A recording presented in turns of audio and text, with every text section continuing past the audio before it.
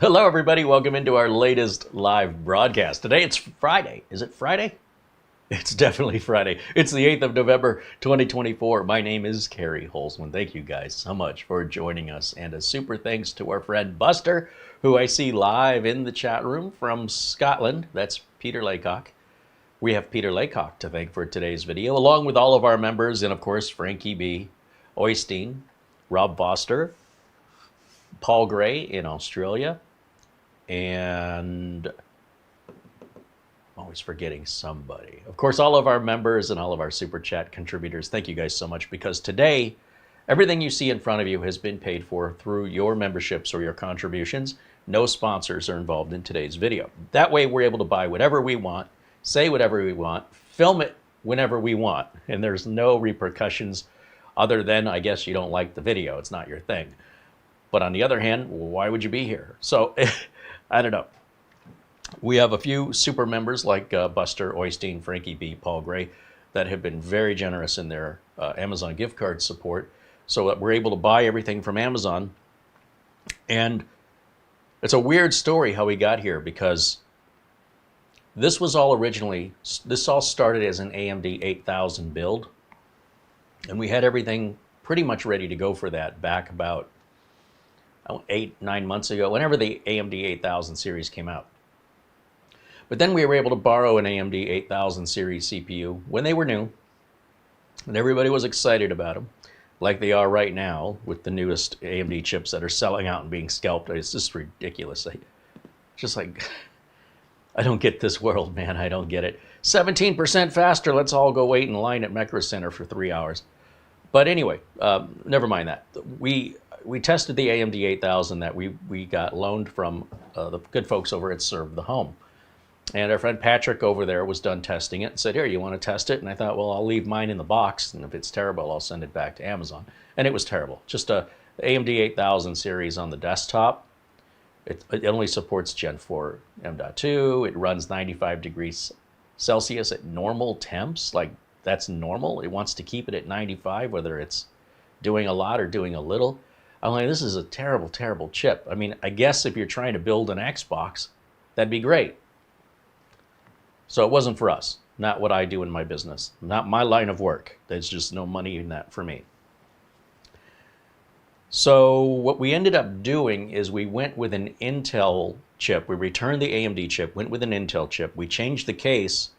We kept the old case we were going to use. And I saw, it was introduced around this time to the Johnsbow TK1, TK2. That's the little case that's got the curved glass. And Johnsbow has their own liquid cooler and their own fans. They're out of South Korea. We couldn't get some of those parts. We found them on eBay, from Johnsbow on eBay. So they shipped from South Korea. And we ended up making a completely different build. And in the meantime, the case that we were planning to use got set aside for some future build. That's the beauty of cases, is that for the most part, they stay compatible and even around the same price range for years and years and years. So the case got put away. We had a white power supply to match the white case. That also got put away. And we said, one of these days, we'll follow this up with something worth this case and this power supply. And I believe that's what we've got today. Now, without a customer ordering this, you have to remember the channel has to buy everything. When this is all built, it'll sit on a shelf somewhere, hopefully looking for a buyer, unless we have use for it here in the studio.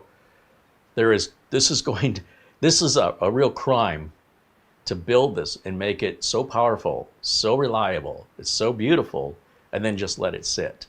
So if you are local in the Phoenix area and you want to reach out,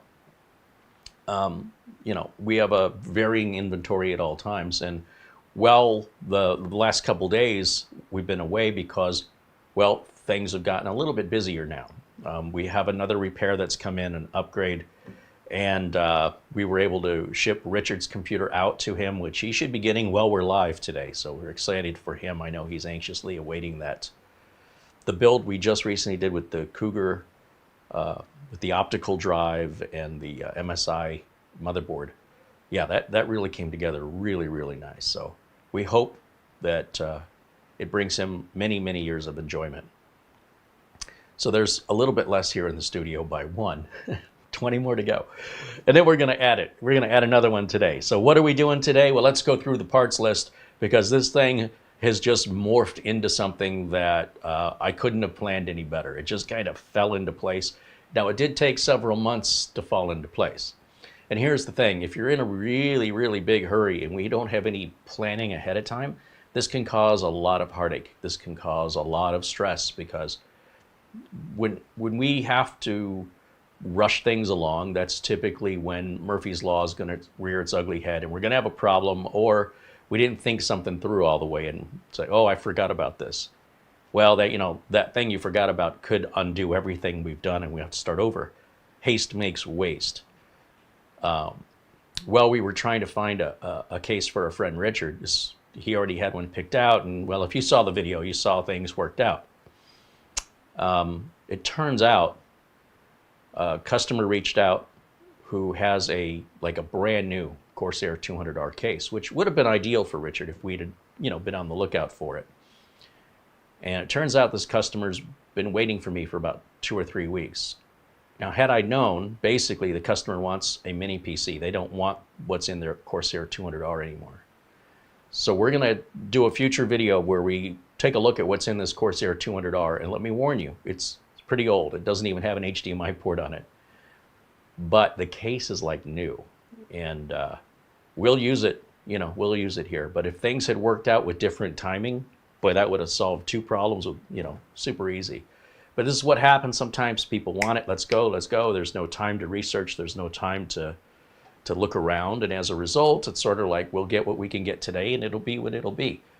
But I'll tell you what, if you can plan it ahead a little bit, we could really nail it. But in the meantime, this wasn't planned ahead. This all just kind of fell into place. But it's also because we weren't in a hurry. We were able to just wait. When we initially started putting these parts together, this chip was not available. So this board was also not available at the time. So now we're able to, by postponing it, we're able to get newer components rather than, I wouldn't say older, but certainly at the time they weren't brand new. The chip was new, but the motherboards were the same old AMD boards. And the other thing that's changed are the Gen 5 NVMe drives. We talk about the generation of NVMe, we talk about speeds. 3,600 megabytes per second is your maximum Gen 3 speed. You double that to about 7,300 for Gen 4. Double it again for Gen 5. But Gen 5, the technology is not there yet to hit 15,500 megabytes per second. But it's getting better. So we were starting out around 11 or 12,000 on the first Gen 5 drives that came out. And I was really impressed with the T700 from Crucial. And these are reading 12,400. But we still have we have the potential to go another 3,000 over that, in theory. But the technology hasn't caught up. Well, as I was putting this all together, I stumbled across the T705. So that's the upgrade to the T700.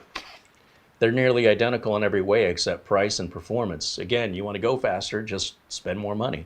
This drive is ridiculously expensive for a 2 terabyte drive, but it also performs at 14,500. Like, we're damn near at the saturation point of Gen 5, but don't worry. Gen 6 is on the horizon, and those first drives that come out with Gen 6 will be relatively slow comparatively to what Gen 6 is capable of, but within a year or two, they should be reaching the max of Gen 6, which should be twice the max of Gen 5. So if Gen 5's max is 15,000, let's just say, we'll round down. Gen 6 is 30,000. Now we're getting, like with this drive in my hand, this is faster than most of you watching. If you had a RAID 0 array in your computer, this one drive would be faster and more reliable and less complicated and generate less heat and use less power than your RAID 0 array. That's how fast this is. When Gen 6 comes out, that'll be twice as fast. That'll be like having a RAID array of these. When Gen 7 comes out, it's going to be stupid fast. Like, it's already getting stupid fast. It's getting to a point where it doesn't matter anymore. It's faster than you'll ever use, because no matter where the data you're putting on your drive, you're getting it from somewhere. And wherever you're getting it from will be far slower than this. Your internet connection, far slower than this. Your flash drives, external drives, network drives, They're way, way slower than this. So the only way you benefit from a drive this fast is if you have another drive this fast and you're moving files inside of the one computer back and forth and back and forth. And then I wonder why I just didn't put it on there to begin with. But hey, when you go to move the data back and forth, it moves really, really quick. But as soon as you need to upload it or download data, your data has to come from somewhere. And it won't be this fast, not for a long time. So we're getting to a point now where drive speed is irrelevant. In fact, I think we've been there for some time. People are fascinated with chasing benchmarks when there's no practical purpose or reasoning behind it. It costs a lot of money. We've got a lot of people that are selling out the new AMD, what is it, the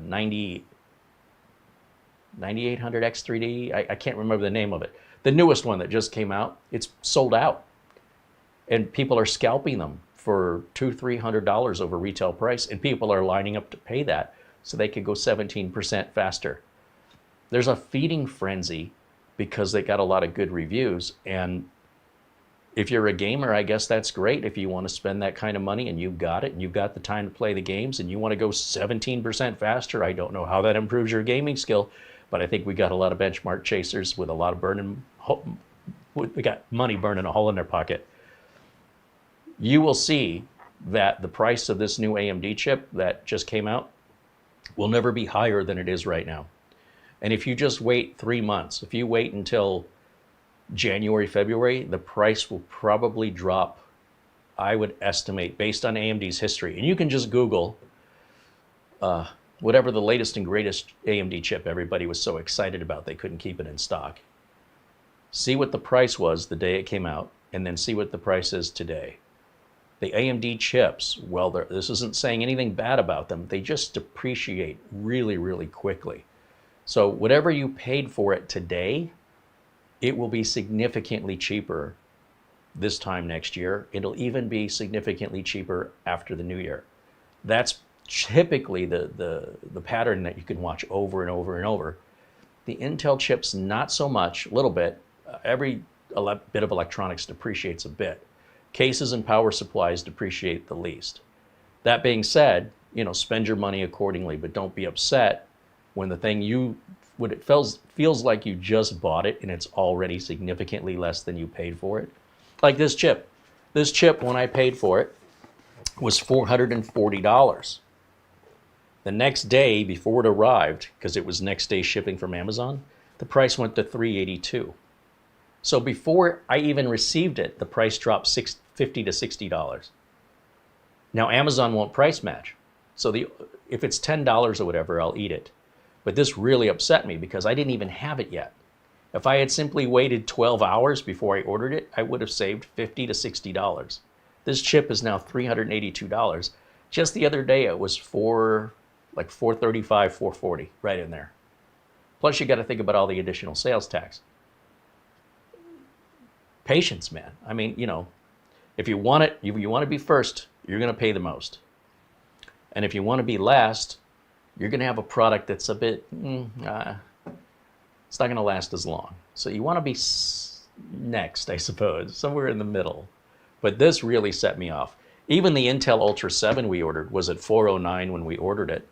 Today it's at $399. It went down $10 and we still haven't used it. It's still brand new in a box. I could still return it for free to Amazon and reorder it again to save $10, but it's not worth it for $10. It's definitely worth it for $50. And that's what AMD CPUs do. They depreciate quickly. Now, it doesn't matter what it's worth until you go to sell it, right?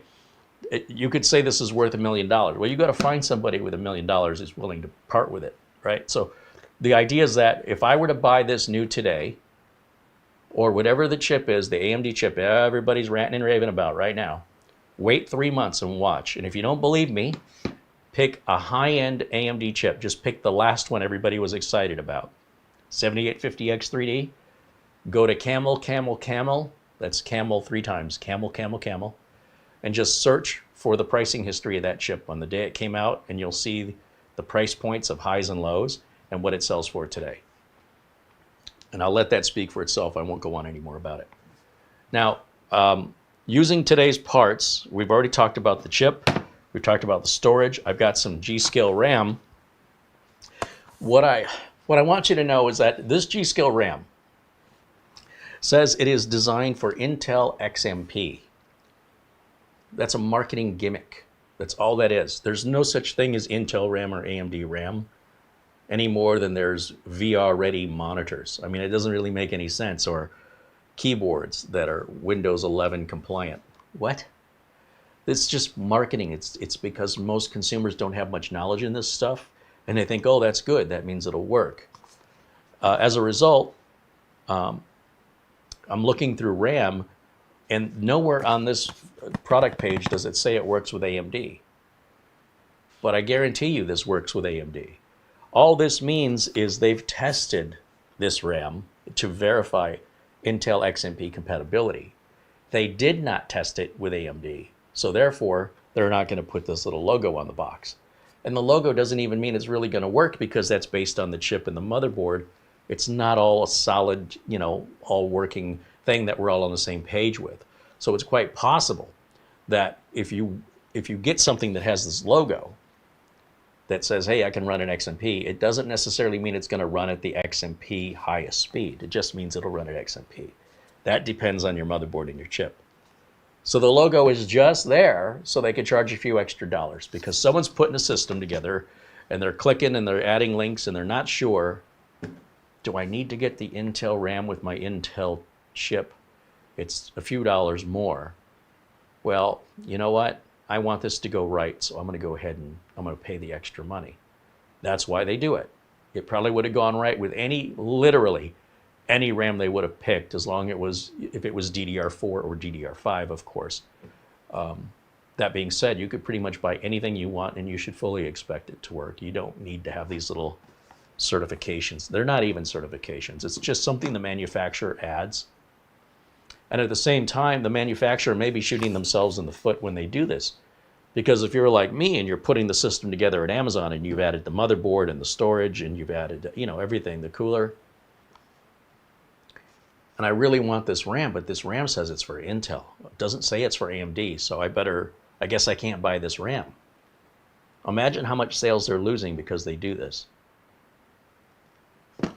Well, I'm going to show you. Enough talk. We're going to show you that RAM is going to work just fine in an AMD system. Any RAM works in any system. Now, provided you've got the right type of RAM, DDR4, DDR5, SODIMM versus whatever. All right. Now, say hello to everybody in the chat room. Welcome in, everybody. And let me just scroll through the chat and see what I've been missing, and we'll start building. We do have also a NZXT cooler that was also supposed to go into the original AMD 8000 build that was planned. So we're going to use that here, but I don't have the cooler power supplier case on the desk to show you, but I'm going to show you the Amazon pages.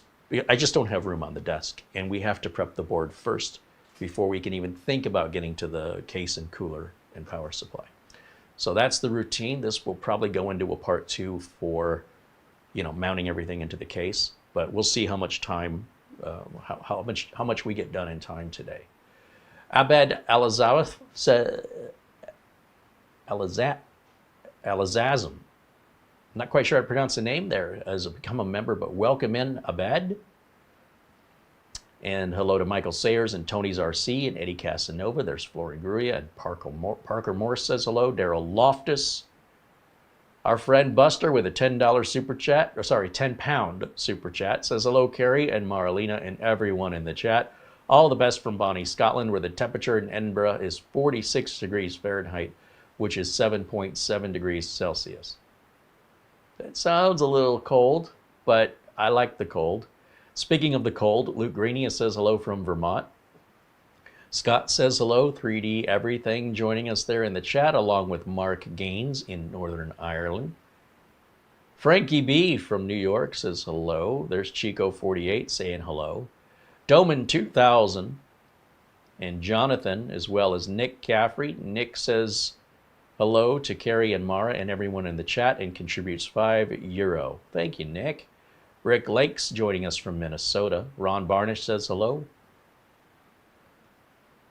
We have an amazing community here, and if you're watching, I hope you'll jump into our chat room and say hello. As long as you're kind, as long as you're a kind person, come on in and say hello. Kurt Schlegel joins us along with Garfield Rupe. $17.77 comes from Alan Lindas. Alan joins us from Casa Grande, Arizona. This is his on-time fee, he says. Thank you, Alan. Marco Maelstrom joins us from Italy. He says, ciao, y'all. $3 from our friend Rick Lakes. Thank you, Rick. Dustin Fuller and Phil Stodd say hello. Larry G says hello from Michigan, as well as a hello from Joe Martin and John Paul Bacon, Anthony Pete. And Chico48 contributes $20 in Super Chat. Right on, thank you. Charlie Purdy, another very generous supporter here. Good to see you, Charlie. Charlie says hello. Woods says hello. Fred Vandermeulen saying hello. Martin Aronson. Joe Martin. Gary Tatum and Katrina H. all say hello. There's Dave E. Marsman 50. Avery Ramsdorf, Crazy Vera, and Terry all saying hello, along with Douglas Burchell. Ron Makura from Liverpool, England. Shamim Kajviraz. Welcome in. We got a full house today, right on. Should be a great Friday show. At least the parts that we're using should be pretty eye-opening. The AMD Ryzen 9 9900X is about similar in every way, shape, and form, price, performance, everything, as the Intel Ultra 7 265K. Let me show you, if we go over to our Amazon page, and let's take a look at what we've got and some details to pricing and availability. So here we are with Amazon, and you can see this is the Ryzen 9 9900X, now 23% off, right? It was initially listed at $499, and then I think I paid $440 for it, $445, I don't know. Anyway, it went down to $382 before, in the 12 hours between when I ordered it and when I received it. So I sent it back because Amazon won't price match. All right, that's our chip today. We've also got this ASRock, brand new, just released X870 Pro RS Wi-Fi AMD Ryzen socket AM5 motherboard. You notice the board is white. Everything's going to be white. White RAM, white motherboard, white case, white power supply. And so that limits our choices to what we can pick based on availability. And then that's a $220 motherboard, by the way, and that's discounted. The list price is $280. Motherboards are getting expensive. I don't know what to tell you. We're going to go ahead and use one of these AM5 socket frames, not because we need it, but because I have it extra laying around. Again, this was intended to be used on the AMD 8000 series. However, that build never happened for all the reasons I've explained, so we might as well use it. I mean, I don't see any point in having it, but at the same time, why not? Here's the brand new, just released T705. Now, you have seen me test the T700, so if you're not paying attention to details, you would think we've done this before. No, this is a T705. This will achieve speeds up to, all by itself, 14,500 megabytes per second. That's, honestly, that's really stupid fast, but it's expensive. I'm not quite sure how to help you with that. Now, if we look at pricing, you'll see they've got it with a heatsink, without a heatsink. Generally, any motherboard that will take a Gen 5 NVMe will have its own heatsink designed into the board, which is not only going to look better, but it's actually going to work better than a stock included heatsink with an NVMe. So save your money. Don't buy it with the heatsink if your motherboard provides you the heatsink, which as far as I know, they all do. The motherboard heatsink is better in all ways, just so you know. Save some money. If we scroll down to pricing, do I see pricing? Ooh, I guess we got in right under the wire and we were able to snag one because it appears they're out of stock. But I will tell you, these things are pricey. The 4 terabyte one probably will give you an idea. Yeah, you're at about $492 for 4 terabytes. Now, to give that some perspective, a 4 terabyte Western Digital is like 265 Gen 4. So there is a premium to go faster of about $150. Same capacity, same 4 terabytes. The Western Digital runs at about 7,300 megabytes per second. That's the SN850X Western Digital Gen 4. And this Gen 5 Crucial, also 4 terabyte, instead of 265, if you want to go double the speed, you're not quite paying double the price, but pretty close to it. These prices will come down. This is a brand new product, but hey, they're going to throw in 1 month of the Adobe Creator Suite there for you, which is a subscription base, so you could, sign up, give them some more money. The RAM we're using is for Intel, right? It's Intel XMP 3.0, but we're not using this on an Intel. This is white RAM to match the white board, to match the white case, to match the white power supply, and the white cooler. So we're going to get 2 sticks of 24 because I thought 2 sticks of 16 is too little and 2 sticks of 48 is too much. So I decided to go right in the middle with 2 sticks of 24 in white and RGB. That seems appropriate for this build. You'll see it's $105, not a big discount there. 5200 speed, which again, it doesn't really matter much to us because we're not gaming on it. This speed matters more if you're using an internal graphics chip for gaming. And it doesn't make that big of a difference, but people make that big of a deal out of it, just so you know what they're making. They're making a big deal of about 6 or 7% in frame rate. Doesn't make them play the game any better. All right, this is the NZXT Kraken Elite 360. We've had it laying around here ever since we bought that AMD 8000 when it was new. It's brand new, sealed up in a box, never been used, and it'll be perfect for this build. That's a $300 cooler. The power supply, we've got a Thermaltake Toughpower Snow Edition. It's 850 watts, fully modular, 80 plus gold. It's a great power supply. It's got a 10-year warranty on it. I've had really good luck with Thermaltake power supplies, so I recommend them. I use them. Them and EVGA are both very, very good. The case we're using is called the Black Widow. It's from a company called Bgears. It's a funky looking thing, and we've got it in white. I don't know why they don't have the pictures in white, but ours is exactly like this, except it's white. That's all. That's the only difference. You can see there's no room up top for us to put 3 fanned radiator up there, but we definitely have room behind the front panel. In fact, I think on this breakout, no, they don't even show you. They show you can put 3 different size motherboards, 4 different size motherboards in it. Mini ITX, Micro ATX, ATX, which is what we are using, and extended ATX. There's room for 2 2.5-inch drives here, another 2.5-inch drive down here, 2 hard drives down here, your power supply down here. But right along this edge here and going down into the power supply shroud as a cutout should be where we're going to put that 360 millimeter cooler. And the case is a bargain. 75 bucks. I think we paid over 100 for it when we bought it. Again, cases don't normally fluctuate much in price, maybe a couple dollars. And I mean over years and years and years.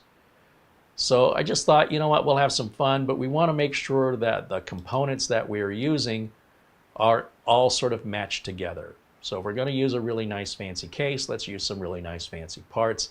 This is not a high-end case, so we don't need to use high-end parts. There it is in white. And that will be what our build looks like when we're done. It comes with a remote control, which I can't stand.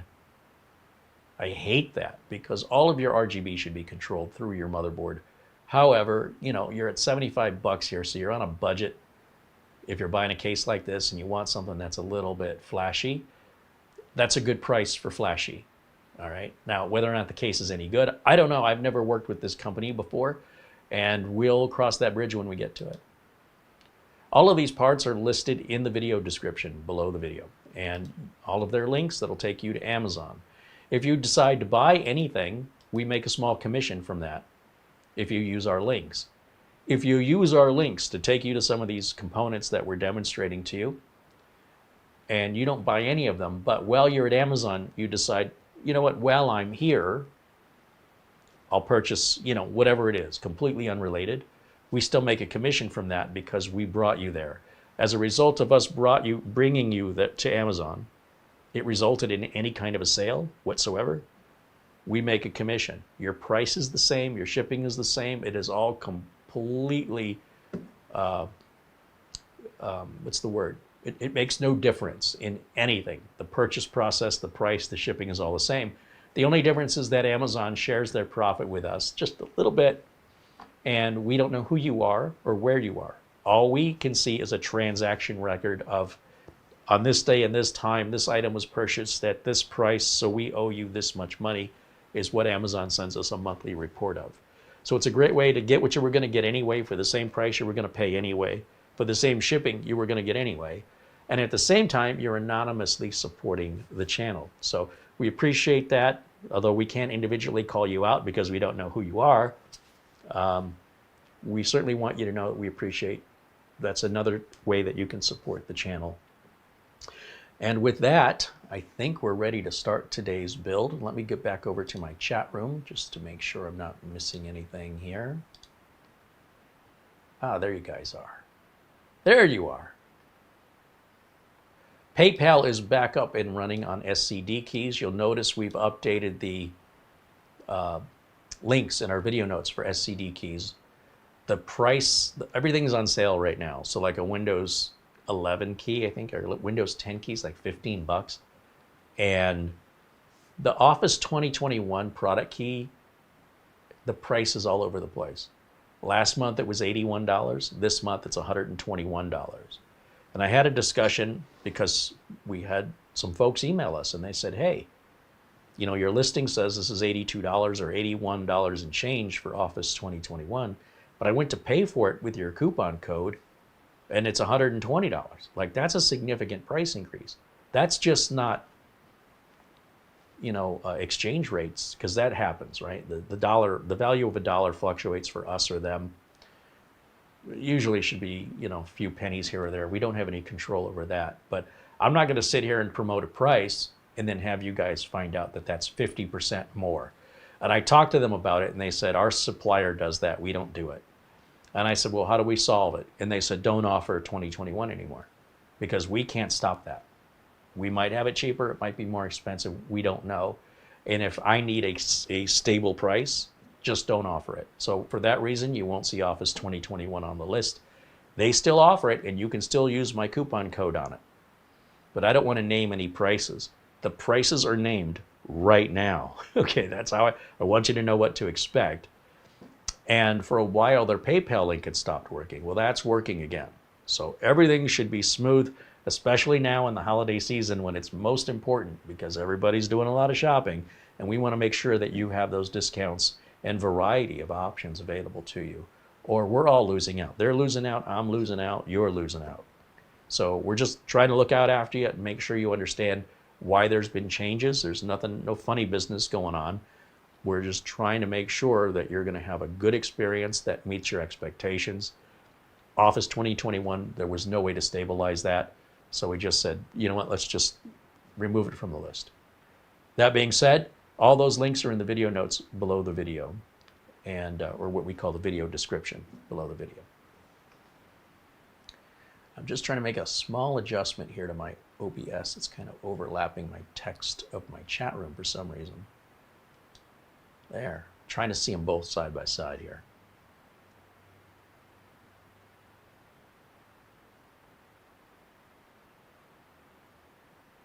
Shamim Kajvira says, I did not know there was 24 gig RAM. So Shamim, that is a result of DDR5 technology. If you ever see, sometimes we'll pull up a mini PC and it'll say, you know, this mini PC supports DDR5 up to 64 gigs of RAM. You know they're confused. The 64 gig of RAM limit, especially when you see it on a mini PC, that applies to DDR4. If a mini PC supports DDR5, then DDR5 is sold in the same, you know, 8 gigs, 16, but also as you can get 212s, you can get 224s, and you can get 248s in DDR5 only.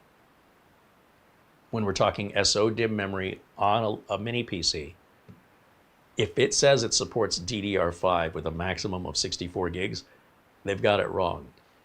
If it's DDR5, the maximum is 96 gigs. That would be 2 sticks of RAM at 48. Now, when we go to full desktop RAM, much of the same rules apply, just like the laptop memory of DDR4 and the desktop memory of DDR4. The main difference is that a desktop can often take 4 slots, 4 memory modules, and a mini PC will only take 2. So you divide your maximum in half, or you calculate it based on the number of memory slots to calculate the total maximum amount of memory. But if you have too much memory, your system really, really slows down its boot time. Too much memory is a curse. You're wasting your money. I really feel like 16 is the bare minimum. 32 is ideal. And if you're a power user, 48. Anything above 48 for most individuals is a waste of money, and it will slow your computer down. When you're starting your computer, it'll seem like it's taking forever. We have a server with 256 gigs of RAM in it. I hope you don't have to boot it. It's going to be a while. Now, once it's up and running, it's fast. But getting it there, I could reboot a mini PC 8 or 9 times before that thing even starts to boot. And it's because it has to check all that RAM every single time you turn it on. And it takes a while. So don't just assume because you're adding more RAM, you're going to go faster. In fact, if you're adding more RAM than you ever use, then all you're doing is wasting money, because having RAM you're not using is the same as not having it. So why pay for it? I felt like on this build, we wanted it to be high-end. And I feel like 48 gigs is high-end today. Towards the end of 2024, I think 64 gigs is overkill for anything other than just the most resource-intense user, which does not represent, your average computer owner. But I just want to give you the information. I don't know how much RAM you need. I'm not here to tell you that. I have no idea. I'm just here to explain it so you can help you figure out how much RAM you need. But yeah, that's DDR5. So we're always sure to make those corrections when we're reviewing mini PCs and we see that 64 gig limit with DDR5. I always tell you guys, there's a mistake. That should be 96 gigs, right? 48 and 48 is 96. That's the limit on DDR5 on those mini PCs. The only time that changes would be if the RAM is soldered in which case that's all you're going to get. Soldered in RAM is really a good thing, and it's really the way of the future.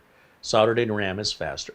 You'll probably notice the speed of soldered in RAM is faster than your basic speed of a socketed RAM. Anytime you have a socket, I'm going to talk about this for a second. Anytime you have a socket, you have a point of failure. And typically the reason why the socket is there is so you can switch out things that fail. That's the whole reason for the socket. Sometimes the socket itself is what's broken. People talk about the right to repair. And listen, I understand. I'm behind you.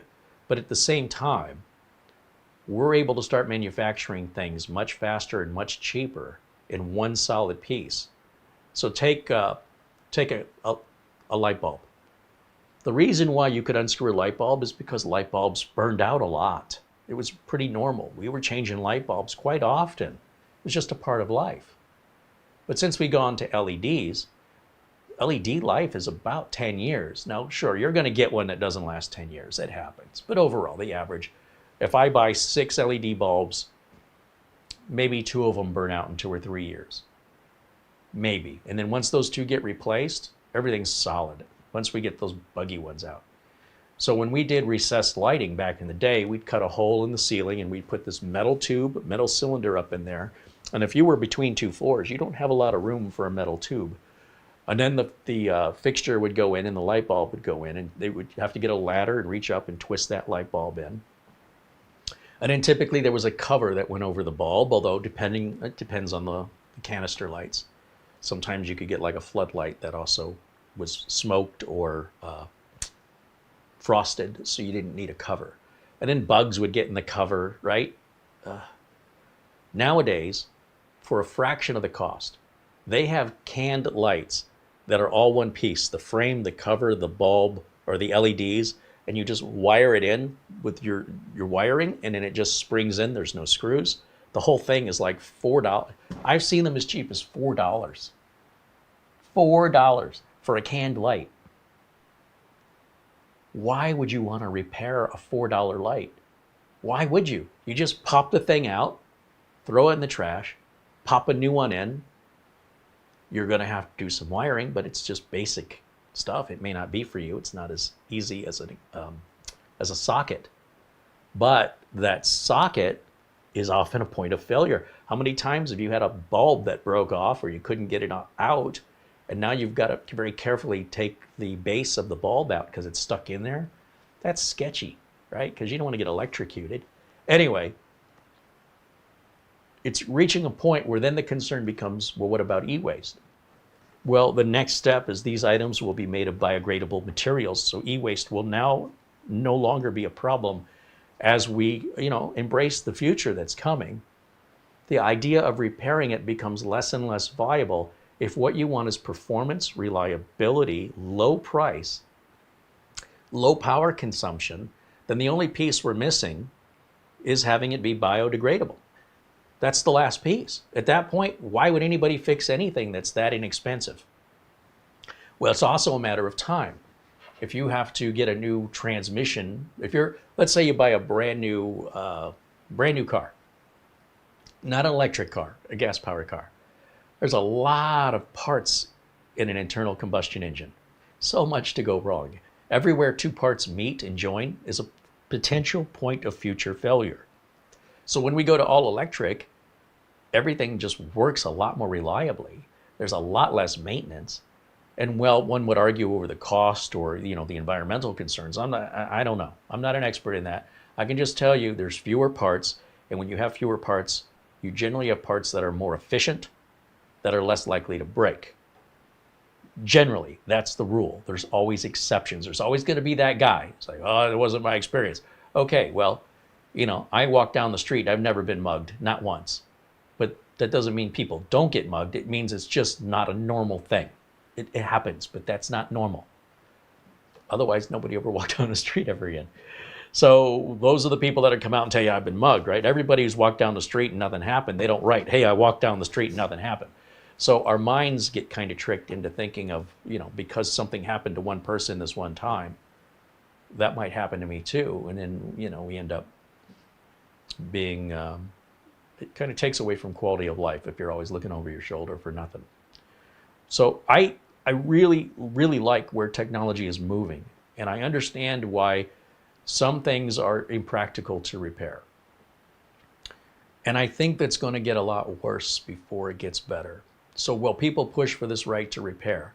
Like if you buy a John Deere tractor, you should be able to work on that tractor. Absolutely. That's a big problem. But when we're talking about most electronics, the right to repair an Apple MacBook is just silly. To me it is. Because the cost of that repair look, your MacBook would have to be out of warranty, first of all. So if you have a device that's out of warranty, be it a laptop, a mini PC, unless it's a super high-end, which in many cases with Apple, everything is super high-end, very rarely does repair make any sense. Then on top of that, even if you can repair it, how do you know the parts that you're ordering are valid, genuine parts? And how do you know those parts weren't broken in shipping? Which means after it's been repaired, it still may not work right, and you have to repair it again. When you could have just bought a new one with a new warranty and got on with life for a few dollars more in most cases. If you want a device that's expensive, that may be difficult to repair, buy the extended warranty, and now you know that you have a guaranteed device for the total warranty time, at which point you should consider replacing it because of how fast technology moves ahead. And once we solve the whole biodegradable issue, the e-waste excuse goes away. A lot of companies will also offer you trade-ins. Companies like Apple and Samsung will let you trade in your old devices and they'll recycle it or refurbish it and give you a discount on your new one, thereby negating the need for repairs. We haven't had a bad power supply or a bad mechanical drive come up in this business for 2 or 3 years now. What's the point in repairing them? So anyway, I'm all for repair. Don't get me wrong. That was great, especially when you're dealing with older style equipment. But if you're moving forward and embracing the now, everything should be covered well under warranty. And I've seen people that get things damaged in shipping and they think the company sent them something broken, and the company didn't. That was working when the company sent it. It's someone in the process of delivering it, either to the warehouse or to your door, mishandled it, dropped it, whatever. Maybe it was dropped several times. And that's where the Amazon return policy comes in. I've seen some Amazon reviews where people are so angry, you know, this thing didn't work and I called support and they were terrible. And what's support going to do? What is support going to do? They're going to wave a magic wand over the phone to fix the physical damage that your delivery driver caused to your device? Getting so upset over it, you're not being ripped off. Just send it back to Amazon and ask for another one. What's the big deal? You don't need to waste your time calling support. You don't need to waste their time either. If you buy a brand new computer, a little mini PC, whatever, and you turn it on, it doesn't work. Don't try to fix it if it's new. Stop trying to fix new stuff. It's under warranty. You have a 30-day return from Amazon. There's no reason to get worked up over it. The sooner you get that return file, the sooner you get another one. That is so unlikely for you to have experienced it. You certainly aren't going to experience it twice. If a company sells a product that doesn't work, they're not going to be in business very long. But at the same time, you can't control if your delivery driver just drop kicked that as a 2-point goal. What is it, an extra point? It's an extra point. Confusing my sports balls. Anyway, the point that I'm trying to make is most of the damage that occurs on something you've ordered new is happening in shipping. When the company ships it, they quality control it. They're not going to spend the money to package and ship something that doesn't work just to piss off a customer. You're going to go out of business. So to act like a victim, oh, they sent me a bad unit, means you don't get it. You're blaming the wrong people. You know, if you go buy something at the grocery store and you carry it out to your trunk, okay? And then somebody rear-ends your car where all of your glass bottles of soda and such and pickles were, and it breaks all over the inside of your car. You go after Vlasic Pickle Company for that? They're not the ones who slammed into the back of the car. Anyway, sometimes people drive me crazy. I just don't understand what people are thinking. If you buy something new and it doesn't work, return it. Do not try to fix anything new. I've had people go, hey, Carrie, I just bought this new printer. I can't get it to work. What do I do? Well, why do you think they're calling me instead of calling the company they bought it from or calling the manufacturer of the printer? If you bought that at Best Buy, you call Best Buy. If the printer manufacturer is the one who made the profit, you call the printer manufacturer. Well, I don't want to call. It's discouraging. It takes a long time. Then take the product back. Don't try and force that product to work. If that was advertised on the box that you could take this home and plug it in yourself, and that was not your experience, the best advice I have for you is put it back in the box, take it back to where you bought it, and pick a different manufacturer. Only then will things start to get better. Stubbornly making it work is rewarding a manufacturer with profits for which they provided you zero service and a lot of inconvenience. When I tell people, if you want me to help you get that printer to work, you're going to pay me $125. And I only paid $60 for the printer. Right. So which way you want to go? You think I'm doing this for free? You think I work for HP? Do you think I work for Best Buy?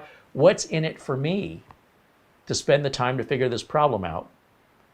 Especially if I don't even know you. You just bought it. Put it back in a box, take it back, buy a completely different brand. It's real easy, super easy. And then march on. All right. I just want you to have a good experience, man. Trying to force something to work that's brand new is completely illogical. It's brand new. It works or it doesn't, or you take it back. That's it. Those are your two options.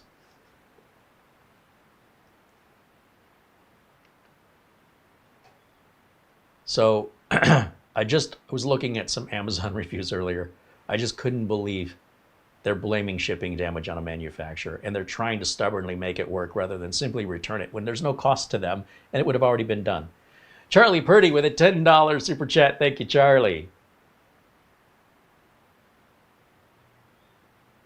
And Paul Vircher with a $10 super chat says hello. Thank you, Paul.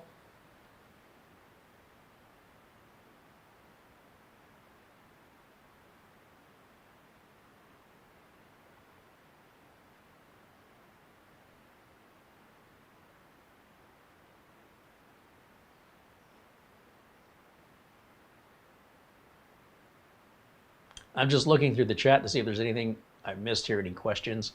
I think I'm caught up. So yeah, anyway, if you guys experience that, I just want you to know how to proceed if you want to be happy with your purchase and mistakes happen, don't blame the manufacturer. Don't try and make the manufacturer fix a physical problem over the phone. you're just wasting everybody's time. So just send the thing back, get another one. If the problem is you can't install it like a printer and it won't work, just go buy a different brand. Don't buy that same brand anymore. That's not a problem in shipping, that's just bad design. So buy from a manufacturer that has a better design that makes more sense to you. It's not universal, right? You might find HP designs to be more intuitive.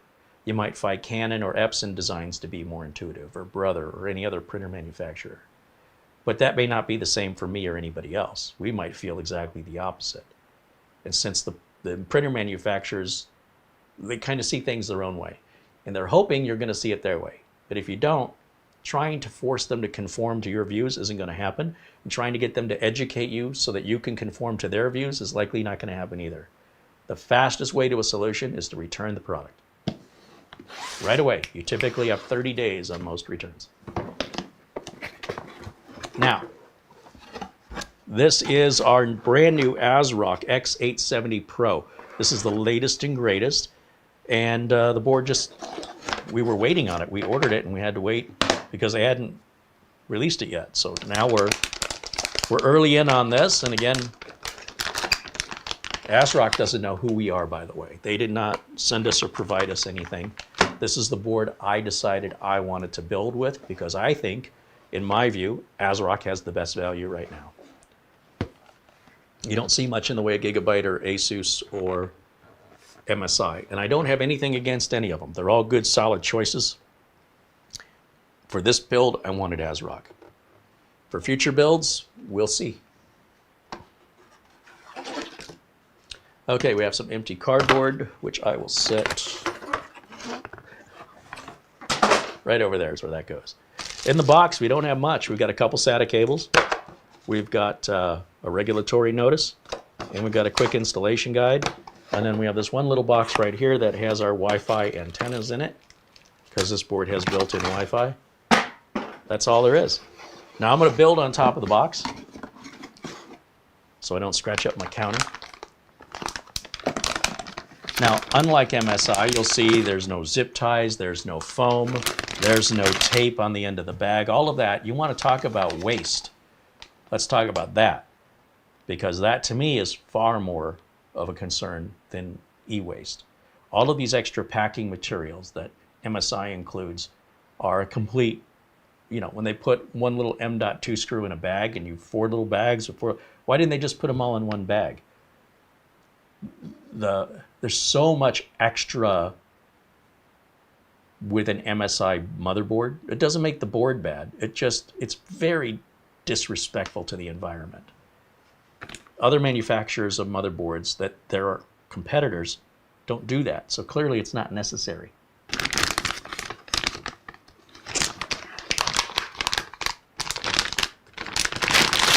And all of that stuff costs money. That adds to the price of the board. That's another reason I think ASRock's cheaper. Sometimes there's plastic covering, you know, and you have to remove it. I didn't see any of it. That's more stuff that goes right to the landfill. You see that heatsink? You see how big and chunky this heatsink is right here? That's our Gen 5 heatsink. That is way better, way more effective, and it matches the aesthetic of the board than if we would have ordered an M.2 with a heatsink on it already. So that's where you're going to put your Gen 5 right there. That's why that heatsink is so much bigger than this one. It's a monster, and that's what it's designed to do. You don't have to put a Gen 5 under. You can put a Gen 4 or Gen 3 under there if you want to. It's not going to hurt anything. It's just this is designed for the speeds, for the heat that comes with the higher speeds. Higher heat, higher speeds. Now the board, as you can see, we've got all of our ports back here. We've got Wi-Fi. We've got 2 USB. I'm going to have to put my glasses on, but 2 USB Type-Cs. Look at all the ports. 1, 2, 3, 4, 5, 6, 7, 8, 9, 10 Type-A USB ports back here. We have an HDMI, just one video output, though I suppose you could probably use these Type-Cs to go DisplayPort out. I don't know. We've got audio. We've got networking. Our built-in Ethernet is what speed? I'm sure it tells me on the box. It's probably 2.5. Those USB Type-Cs are USB 4, by the way. And you get 2 of them. And our network is 2.5 gig networking, I think. Anyway, seemed like a really good board. $210. It's heavy. It's white, so it's going to match our case. It's going to match our cooler. It's going to match our RAM. This should be a beautiful, very fast build without breaking the bank. If we went to the next chip up, we would increase the price by over $200. Same with Intel. The price difference between an Ultra 7 and Ultra 9 is $200. The performance is under 20%, probably closer to 17%, for an additional $200, which would add a good 20-25% to our price. That's like a crazy devaluation of value for the dollar. Some people have to have it. Some people just want it, and they can afford it. The rest of us, I'm telling you, man, let those people go first. It's not worth it. All right. Not in my opinion, anyway.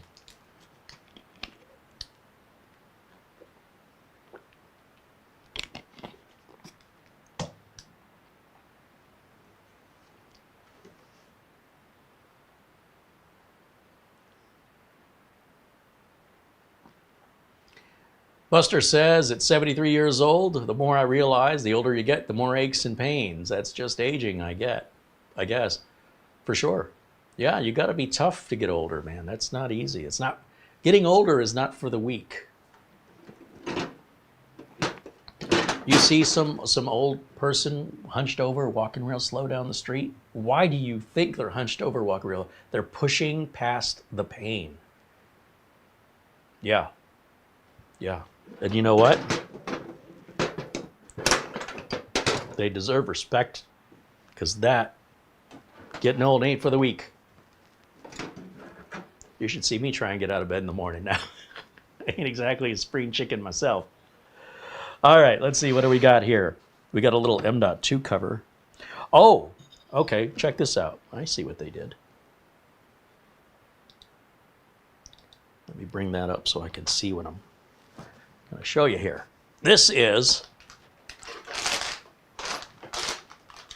basically a laptop M.2 Wi-Fi card that's got a piece of plastic over it. And then those wires are your antennas, and they run back here to the I/O shield, where you're going to, just like a mini PC has, your antennas. All of our ports are back here. You can see we got a lot of ports. And of course, the entire front of the board there. I realize it's upside down, but there you go. That's the motherboard we're working with today. There's the back of it. Nice, clean. Too bad you can't see the back when it's installed, because that's a really, really nice board back behind there that they've taken the time to paint it, you know, to design it, and you're never going to see that. So that's attention to detail that I respect. When you're doing it well, when nobody's watching, that tells me a lot about you. They had posted a thing that you can tell honesty based on whether or not someone returns a shopping cart back to the little shopping cart holder. Here in America, people just either, there's some people that return the shopping cart to an area, and there's places designated in the parking lot, and other people just leave it, and it can get in somebody else's way. They don't care. There's no reward for returning that shopping cart, and there's no punishment if you don't. So the true measure of a person, they say, is watching what they do with their shopping cart. If there's somebody who returns a shopping cart when there's nothing in it for them, there's no reward, and they return it to the corral that holds the shopping carts out of consideration for everybody else, that's a good, honest person. And when you find somebody who can't be bothered or too lazy, they just leave the shopping cart wherever because there's no punishment, and they won't put it back unless they're threatened to be punished, that's not a trustworthy person. I kind of agree with that. Yeah, it's an interesting philosophy. Anyway, what are we going to do first? CPU? CPU. We have the socket frame to put in. Not that I have to, but why not? And then, of course, we've got the CPU itself. So in here, I've got a knife somewhere. Let's get some things opened up. That's already open.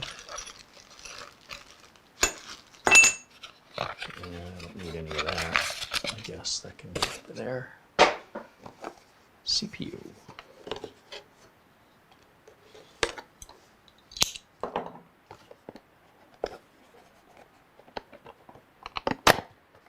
Racing Weirdo said in Europe you pay €1 for the cart that gets returned to you when you return the cart. There are stores like Aldi and other places here in the US that are European based that started doing that. What a shame that that's what it takes to get people to do the right thing. All right, here's how our new AMD 9900X is packaged, a little bit differently than how they packaged other AMD CPUs that we've seen here on the channel. The chip itself looks like any other AM5. Nothing different there.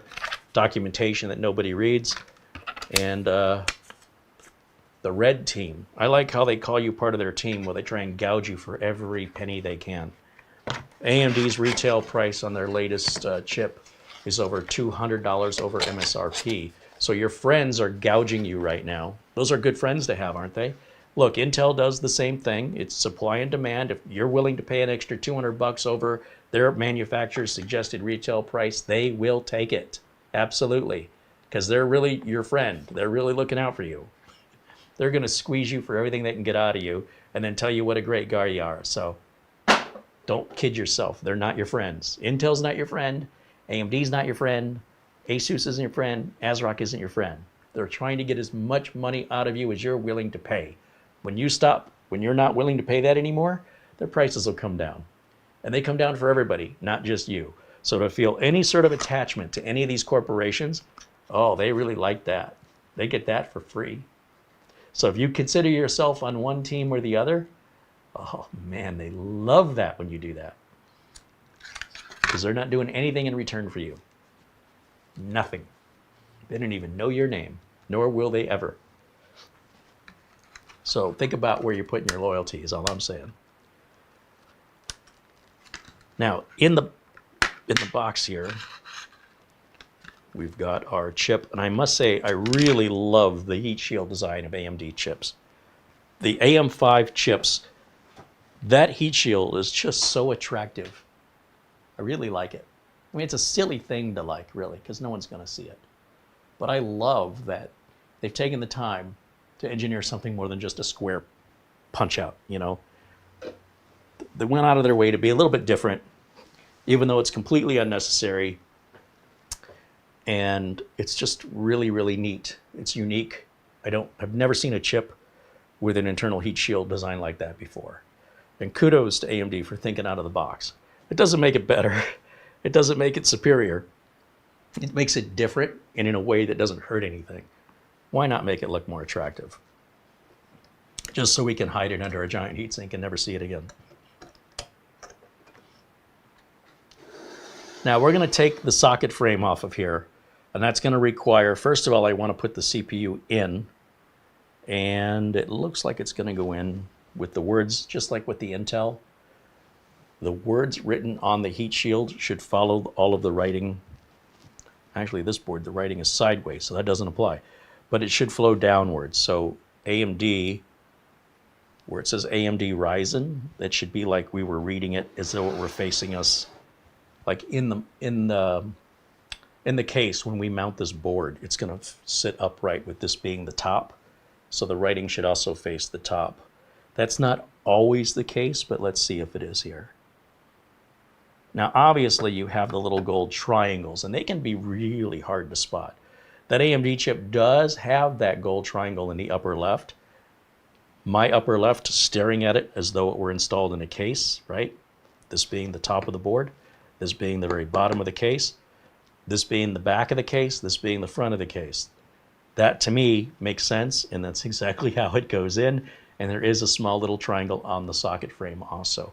If you want to look for those tiny triangles, I mean, I guess, but to me, it's much easier to just visualize, to see what makes sense without looking for dots and guessing, or I don't know. There's a reason why those dots or triangles are there. I'd rather know the reason why than just look for the triangles. That's the way I see the world. Now, when it comes to removing the socket frame, first of all, I guess we should leave these plastic heatsink holders in, because that'll hold in the back plate behind it. This is a little unique with AMD versus Intel. So if we take these plastic things off now, and then we take the socket frame off, that back plate will just fall down, and then we need to lift it back up with one hand and screw it back down with another hand. It's more work. So we'll leave these in for right now. They will come out later. We can take the CPU socket frame out, which requires a Torx wrench, which is normally included with the socket frame. Yeah, here we go. It also includes replacement screws. They don't want you reusing these screws, and they don't want you tightening this down like a madman. They're not on there very tight. Don't over tighten. This is a completely unnecessary exercise, and if you want to have fun with it, then do know, a lot of times when we're tightening screws down, we want them, nice and tight. On a CPU socket frame, whether it's from Intel or AMD, the screws that surround the socket frame are in there kind of surprisingly light. So when I turn this, I'm going to feel it took almost nothing to turn that screw. It's like when they tighten it to just where it starts to stop, and they don't go any further than that. Now, you don't necessarily have to take these screws out in a particular order. It's when you're tightening it that it matters. The reason I put the CPU in first is the way these socket frames work. The support frames, they sit over the CPU. So the CPU has to be in first. And it's easier to seat the CPU, for me it is, with the regular traditional locking mechanism in there. I mean, it's going in anyway. And it also protects those pins so we don't actually bump into them when we're taking this off or putting the new one on. And if we put the new one on without putting the CPU in first, we're going to just end up taking it right back off, because you can't put the CPU in with it on. You get me? There's a method to my madness.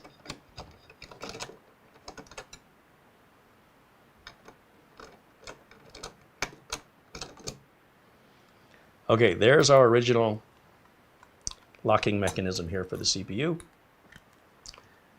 And that can go in this bag, it can go in the box. I don't know anybody would ever put it back on, but they could if they wanted to. It's not like I have any other use for it. When we put this socket frame on, you will see that it has the triangle right up here in the corner.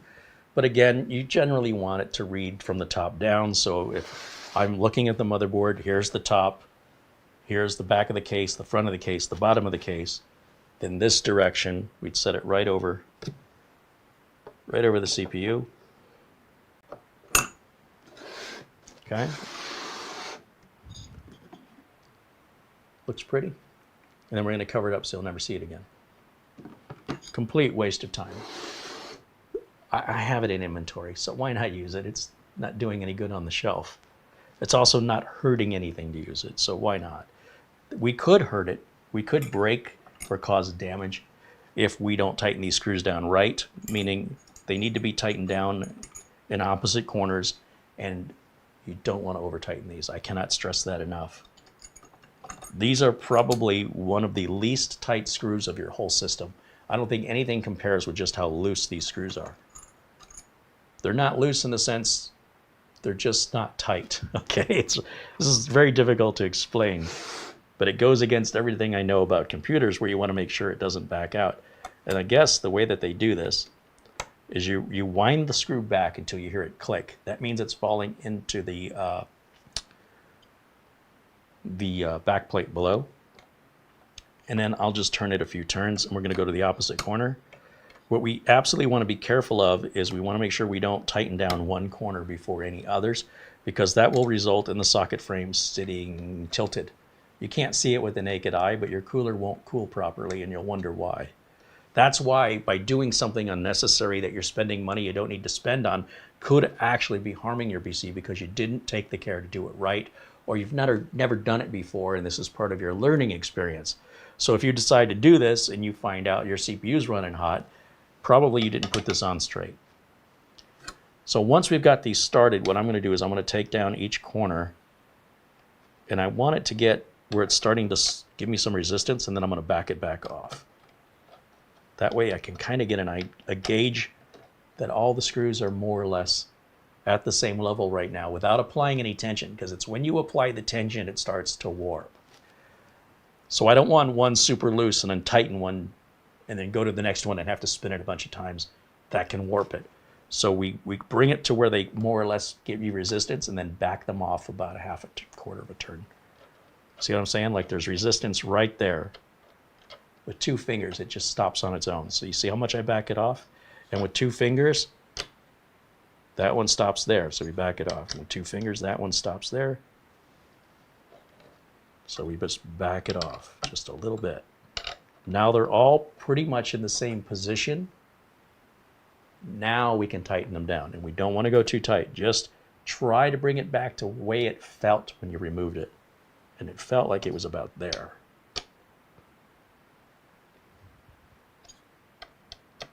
That one I might have tightened too much.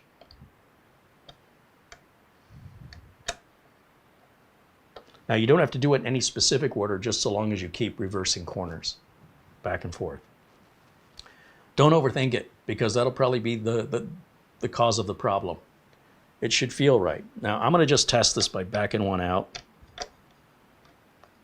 Yeah, that feels about right. I'll check them one more time as we go around. Sometimes when you tighten up some sides, the sides you tightened up earlier are now loose as it's tilting. So you can go around it, you can even go a third time if you want. Feel it. Feel that tension that it takes to break it free, and try and match what it felt like when you took them off. That's about it. It doesn't have to be exact, but you got to get it in the right ballpark, right? Otherwise it won't perform as expected. As for these old parts, like I said, this can go inside of here, and this will be included in the motherboard box for the owner, whoever gets it. As will the documentation. This will all go in this motherboard box. In fact, I can put it in there now. Same with the sticker. This can all go right in here. That can go over there. That can go over there. Try and keep my work area clean. And anyway, that's our CPU in there. It would have been a lot faster to just use the locking mechanism. Just put it, that's way cool. If I didn't already have that in inventory, I would not have bought it. I just want to emphasize, it's just because I have it, I want to use it. Pretty stupid reason, but there you go. Now, as far as a cooler goes, in order for us to test boot this, there's going to be a BIOS update, I'm sure. It's a brand new board. It's probably had BIOS updates before it was even sent out of the factory or received at the warehouse. So we need to put a heatsink on this temporarily. I'm not going to put a liquid cooler on it right now. For all I know, things don't work yet. The next thing we can put in is our M.2 drive, and they're making it so easy now. So yeah, I mentioned how MSI gives you those little tiny screws, each one in its little plastic bag that goes in the landfill. Well, check this out. There's a little latch right here. Remove that latch. Am I a liar? Isn't that all it takes?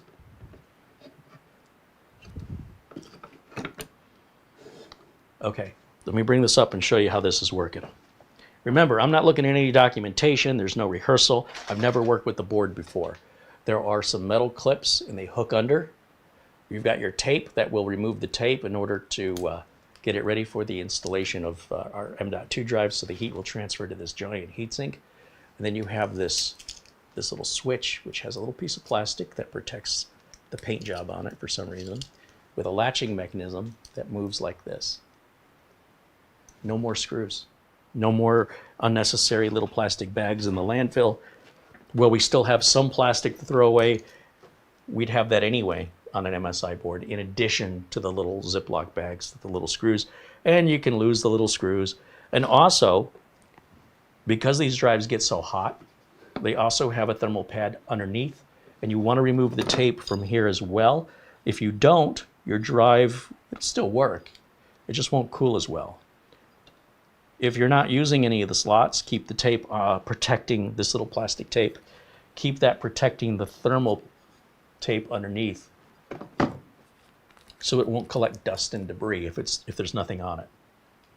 Now this should be absolutely incredible. 14,500 megabytes per second. Are you kidding me right now? I was giddy when we had 2 Gen 4s in RAID 0 or 4 Gen 3s in RAID 0 to achieve those kind of speeds. Now we get it in one drive. Now, when you consider the cost of 2 Gen 4s or 4 Gen 3s, this doesn't seem so expensive anymore. It's also one point of failure. The more components you have, the more components that can fail, the more likely at a failure you will experience. It's just math, right? So we try and keep things as simple as possible because that increases, in this case, not only our performance, but our reliability goes up a lot. If we have 4 NVMe drives, your chances of a failure are 4 times greater regarding NVMe failure than somebody who only has 1. So it looks like any other NVMe drive, nothing special about it. Crucial on one side. Again, I'll walk up here just if you want to see a close-up. There's really nothing unusual about it, but just in case you're curious or maybe you've never seen one before. I guess this would be the right side up on this side. And then if I flip it towards you, it should be right side up on that side. Typically, this is the side that will face up, and that's dictated by where the notch is. And again, because this is Gen 5, we only have 1 Gen 5 slot on this board, I believe, and it's, you know, just based on the heat sinks, I would think if there was more than 1 Gen 5 M.2, we'd have another giant heat sink. And since we don't, I have to assume, without looking at the documentation, that this is the only one. If we want to achieve those speeds, it must go here. This may impact the speed of the slot below it. So if you have a video card that you want to run at 16x, I'd have to look at the documentation, but in many cases, you cut the speed in half in order to achieve the high speed over here. That's pretty standard and normal. There is a little twisty toolless disconnect here, which I'm trying to figure out where it has to go.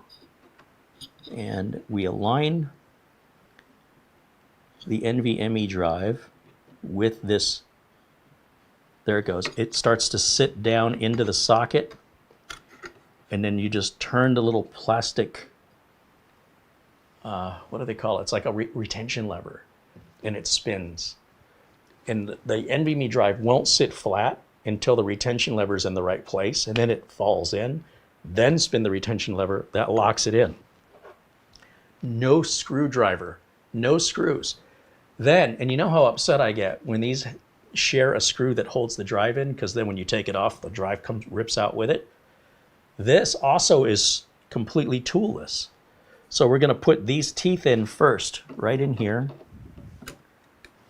And then we're going to set the heatsink on top of it, move the little dial. It doesn't, I wouldn't force it down to make it snap into place. I would kind of help it a little bit here and push down. And you should see, when I get it right, you should see that little knob, or hear it move into position.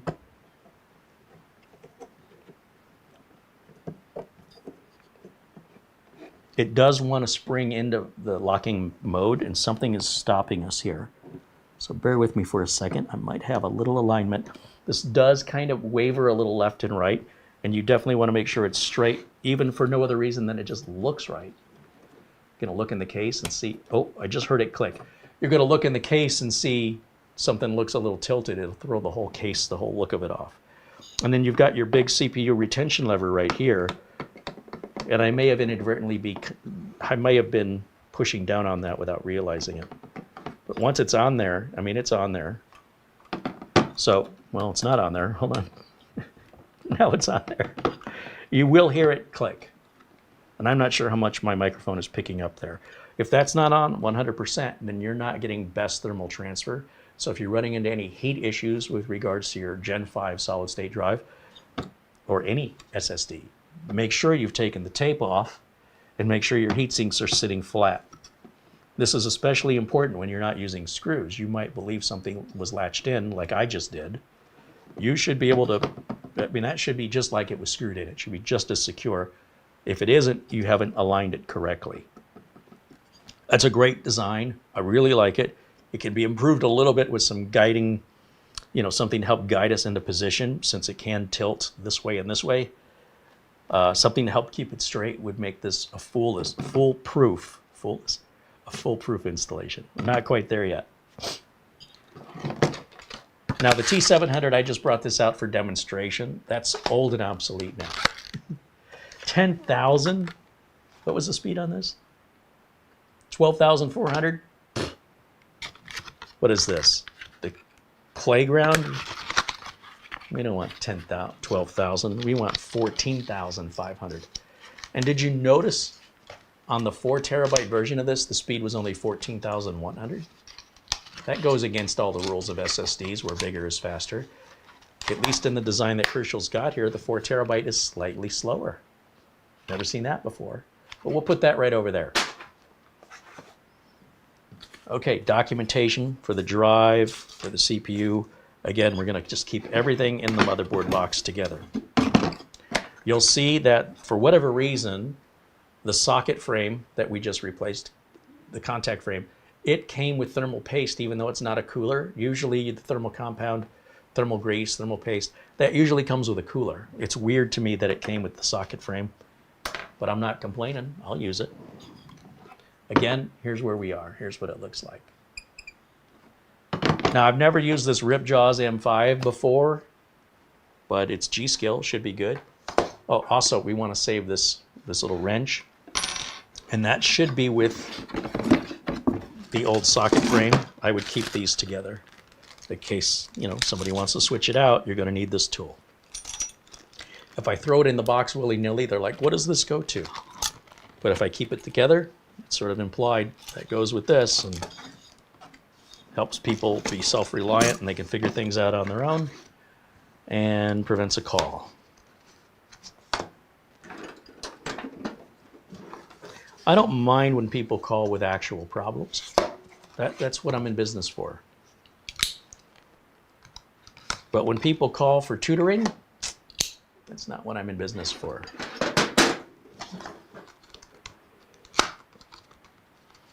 There's always situations where a little tutoring is required, but I try to minimize that as much as possible. If I sell you a car and you don't know how to drive it, it's not my job to teach you how to drive. Okay, so there's the box for that.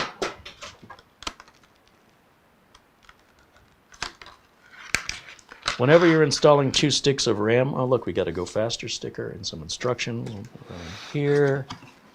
Whenever you're installing 2 sticks of RAM and you got 4 sockets, always start from the first socket, right? Think of that as socket 1. Never use socket 1. This first one closest to the CPU. If you only have 2 sticks of RAM, don't use that one at all. What you're going to do, and you can read your documentation to verify, but universally DDR, DDR4 or 5, we're going to open all the sockets up just to get them opened and out of the way. And then I'm going to go to the second socket away from the CPU. That's where I'm going to start. The RAM will only go in one direction. Okay, so we want to make sure when we put it in that the little groove is lined up with the notch in the socket. There we go. I had it right the first time. Before we apply any downward pressure, we want to make sure we're in the track. You should require no brute force. Don't make it fit, or you're doing it wrong.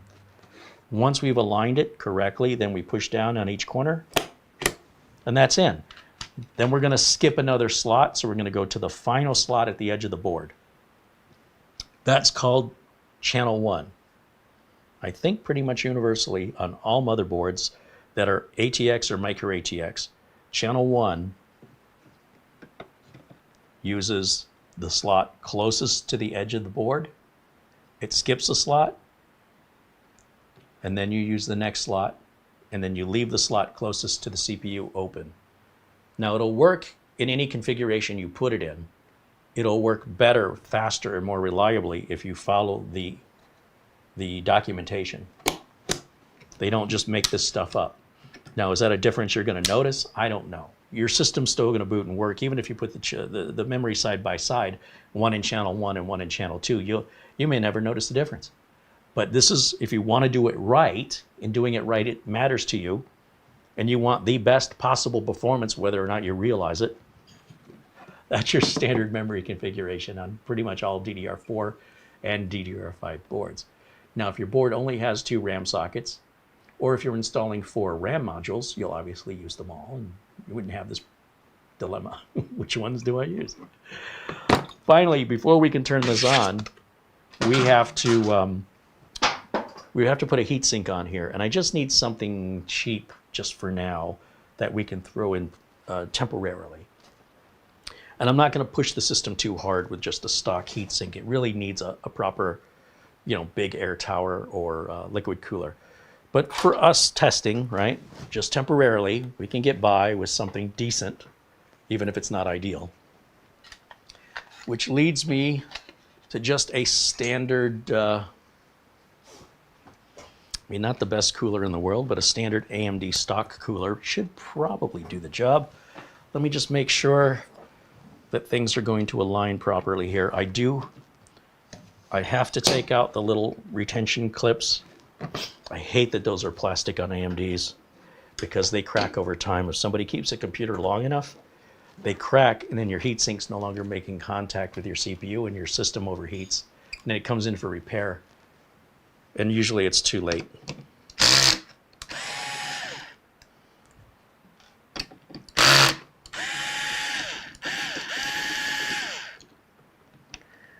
I do recommend people hold on to these. You never know when you need an extra set.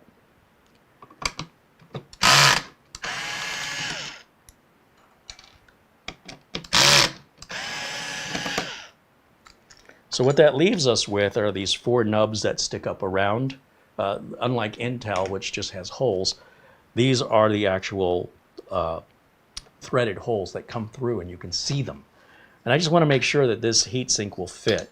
Even if it's not quite powerful enough to really push this thing hard for a long period of time, it can at least establish for me that we have the latest BIOS, we can get Windows installed, everything's functional before we go through all the time and effort to mount it into a case with a liquid cooler. So we will have to put some temporary thermal compound on here. I'm not going to leave it naked because then I would be asking for trouble. I just want to make sure the screws do in fact align properly. And usually on these AMD stock heatsinks, it'll say AMD on one side and it sticks out. I think that's a horrible, horrible design to have that stick out. Because you can put this on one of 2 ways. And if you put this where this AMD logo, which is only there, which sticks out for no reason at all, it's just there to promote the AMD name on a big enough font, it'll overlap quite often one of your RAM sockets if you face it towards your RAM. So in other words, it would go on this way, or it's going to go on this way. You can see this won't overlap anything on this side that matters, but it will overlap one of your RAM sockets in this direction. And you cannot, the screws are only on the left and the right, or the top and the bottom. There's nothing on the left and right, so you cannot put the cooler in this way. There's no way to attach it this way. Intel CPUs you can put on any of 4 ways. AMD CPU is only one of 2 ways. It's not a good thing or a bad thing, but this piece, that nub that sticks out, that's the downside of a stock cooler from AMD. Many of them do that, and it sucks. So if we visualize this is going to go on here like this, right, then that means this definitely won't be in our way. And then this cable stupidly has to route around instead of coming straight out like we can do with Intel. I don't know why they do that. It just doesn't make any sense. If we were to turn it the other way, then the cable would be in the right position. It goes straight to where it needs to plug in. But now this piece makes it almost impossible to put a RAM module into that first slot closest to the CPU. That's a terrible, terrible design. That's how AMD does it. Now we've already got this thermal compound that came with the socket frame for whatever reason. The CPU's brand new. There's nothing to clean. So I'm going to put some of this on there. And you know what? The thermal grease seems nice and moist. It's not dry at all. Sometimes you get an old tube. And we just put a little on there like that. I'm going to grab a nitrile glove and finger paint. We're going to cover that. The other thing that's nice about the socket frames is it definitely doesn't make a mess, because if you put too much on, you can just wipe it off the frame. It doesn't get down onto the sides of the heat shield and onto the CPU itself. Again, typically nobody but you's ever going to see that. But if you care to build it right and you pay attention to the things no one's going to see, that says a lot about your character. Well, I'm going to take back what I said about this thermal compound. It is a little like putty, not quite as wet and spreadable as I'd like it to be, but I think for our purposes, since it's temporary, we're going to go ahead and just stay with that, because I can't be bothered. I wouldn't sell it to a customer like this, but this is just for our testing. But this thermal compound is not, this is dry. I thought it was more pliable, but it's very much like messing with putty, and it shouldn't be. It should be more like a thick paint. So that's not ideal, but we'll make it work. It's all going to come off when we're done, assuming everything works. Well, think of it this way. If everything works, it's got to come off for a different cooler, and we're going to use different thermal compound for that. If everything doesn't work, it's got to come off because we have to diagnose it.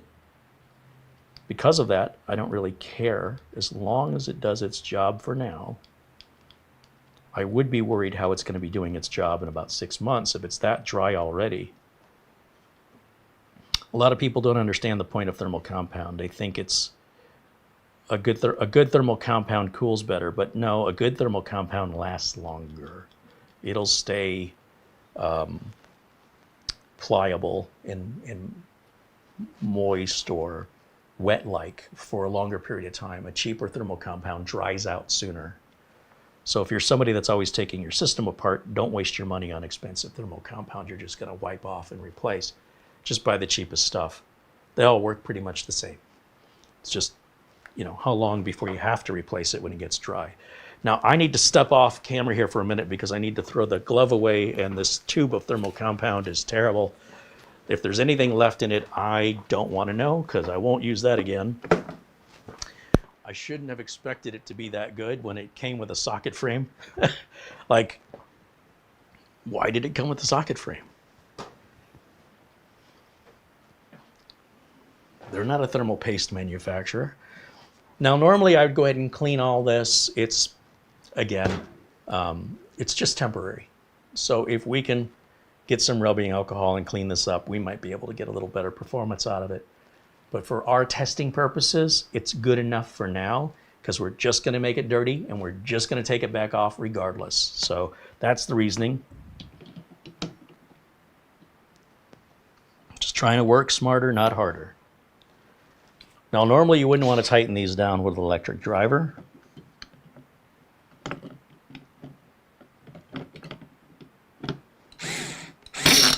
And I don't recommend you do what I'm doing unless you're very, very careful. I'm just being lazy is what it is. And again, I'm going to go to opposite corners because we still want to install it with the same care with regards to any potential warp.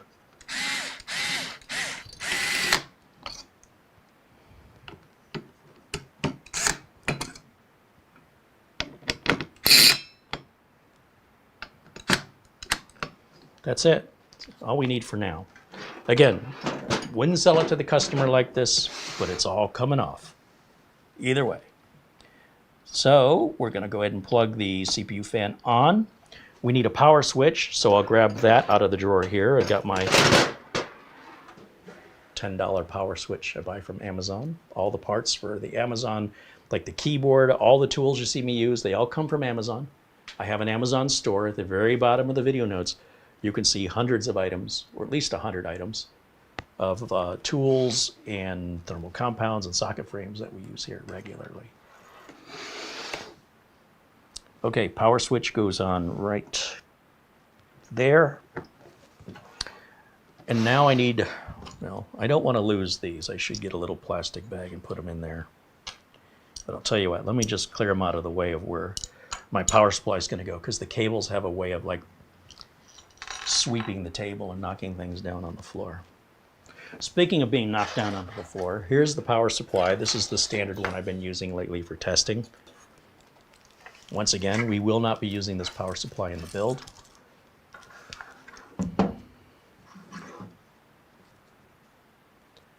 And we'll put our big 24-pin power connector on right here. Especially if I face it the right direction, that would help. Clip's going to go towards the outside of the board.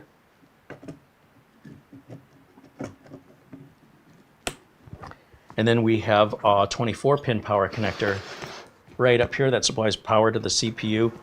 Now you'll see there's two 8-pin connectors there. That's really for overclockers to use the second one. If you're not overclocking, which we're not, you only need to use one of those. And the problem is a lot of power supplies don't come with a second one. You pay extra for that. So if you want that extra power, you got to pay a little extra money, just like everything else in life. More power, more money. You want to turn every light on in your house, you want to turn every single electric thing on in your house because you want more power, your electric bill's going to be higher. All right, so just set your expectations accordingly. Now, we have two of them here. I don't know if it matters which one we use, but they're typically labeled as 1 and 2, somewhere etched onto the board. I can see some writing here. It's very difficult for me to see.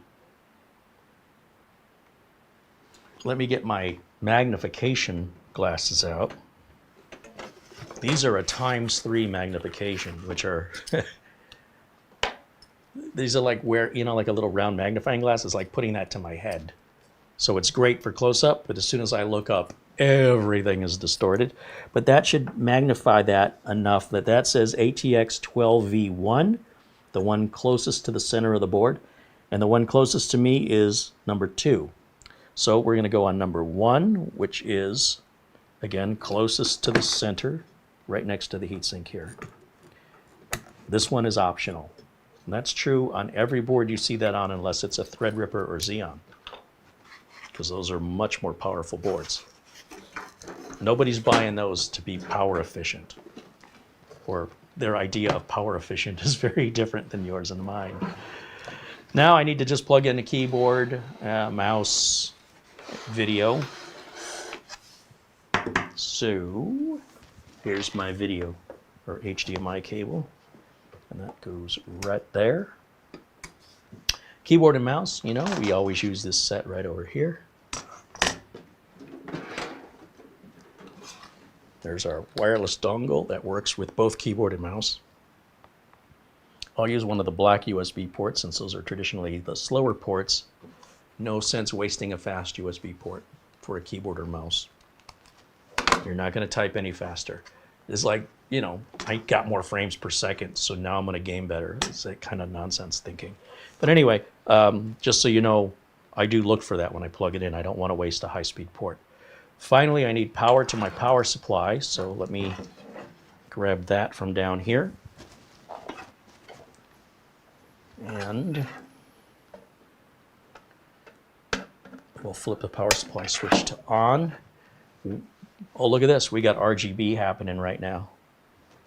See, there's power flowing through this board even though we haven't turned it on. That's normal. That's why we always tell you to unplug things before you do any work inside. It's off, but it's still like a vampire electrical usage. It's got a small amount of power flowing through it at all times.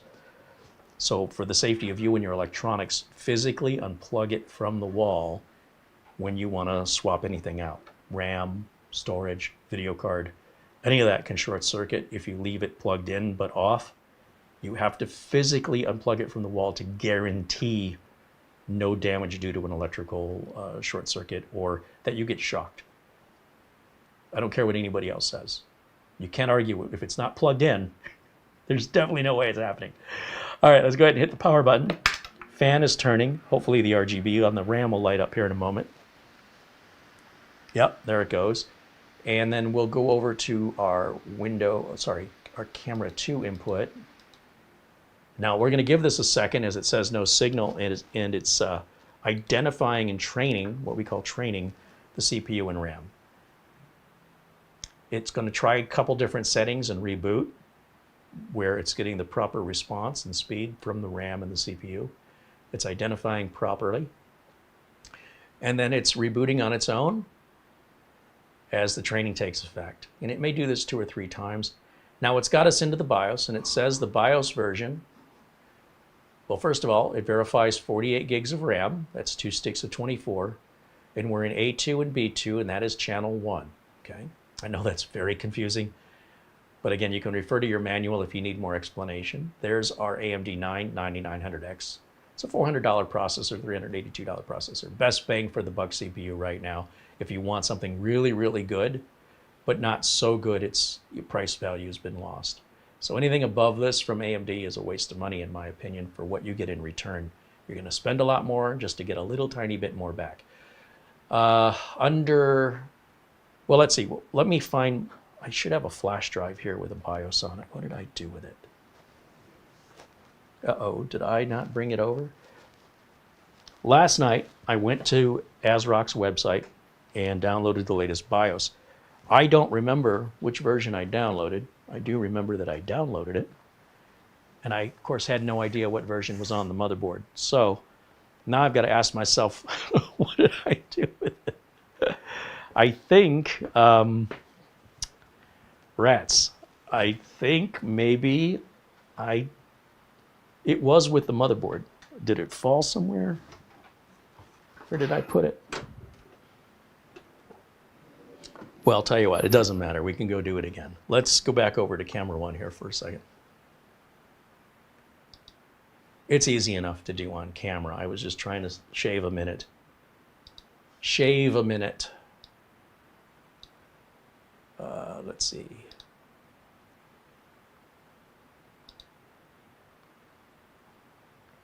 We're going to look at, we're going to go to Google, and we're going to type in ASRock. Wrong keyboard, Carrie.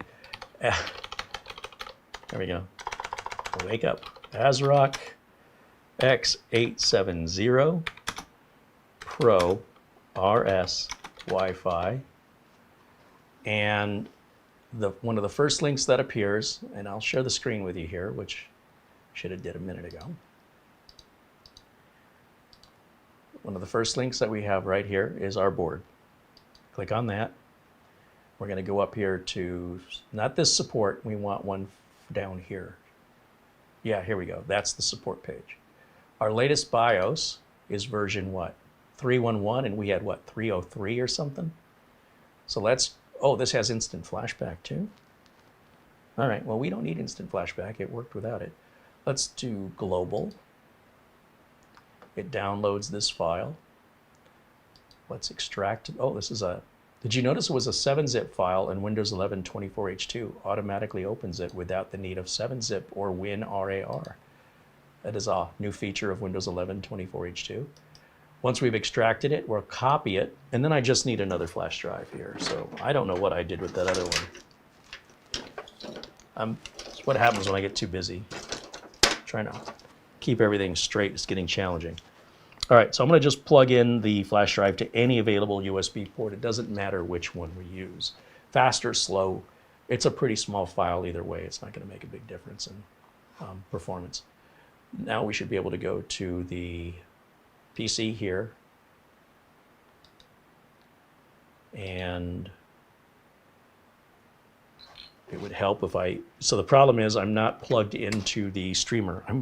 I keep reaching to the new motherboard, which doesn't have an operating system on it yet. So bear with me for just 1 second as I have to step around to the streamer.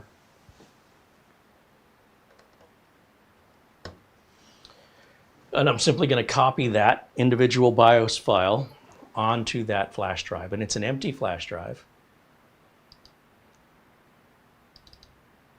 That way I won't confuse that when it asks me to pick my BIOS file. There'll only be one file to choose from, so I cannot pick the wrong one. Flash drives are so inexpensive these days, there's no reason to try and use one flash drive to do everything. You know, I'll put my important documents and my backups, and I'm going to use this to update my BIOS. You're setting yourself up for a tragedy if you do that. Spend the $6 and buy 2 more flash drives is all I'm saying. Now, with the file copied over, now I can plug it in. Right there. Okay, we'll give that a second to initialize. I may have to reboot.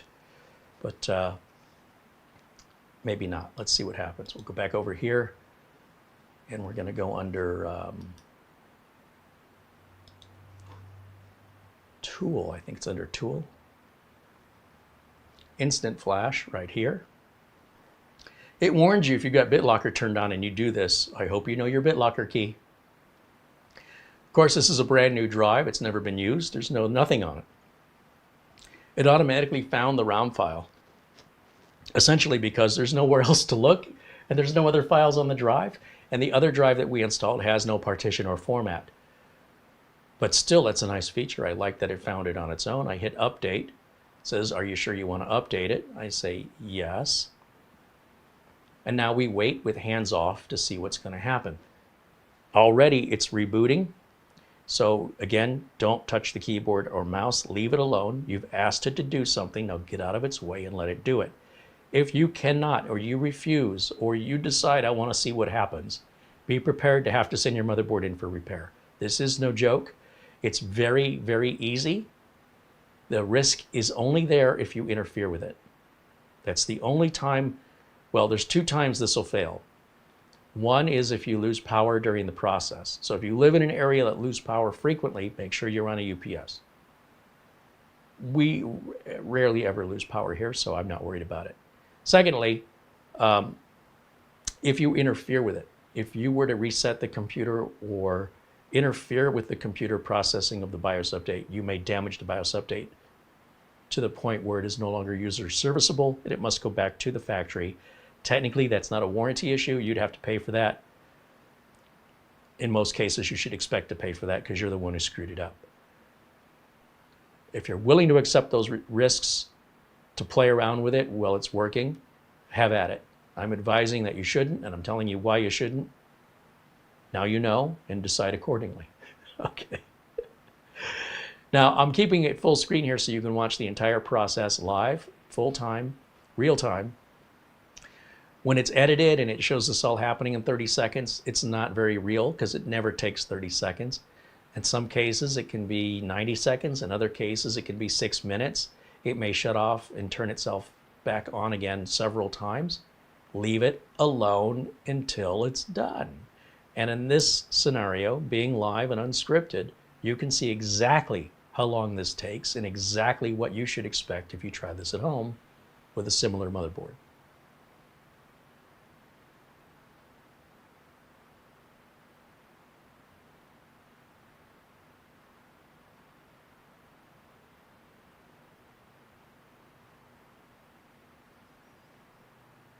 We're getting there. So while we're waiting, let me just take a look over in the chat room and see what people are saying. I've not been in there while I've had my head down working.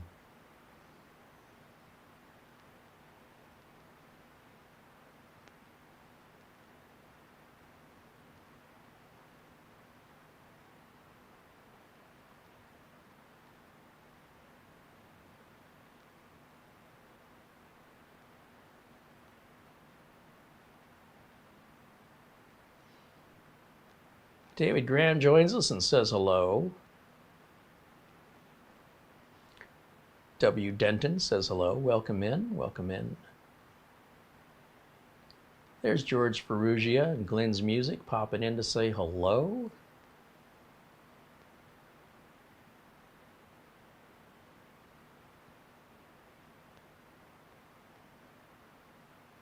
A lot of talk about food. It's not helping not make me hungry. What'd I ever do to you? Barry Klein says hello. There's Neg Lackey saying hello as well. Welcome in, guys. Zub-Zero says hello. Katrina H. Right on.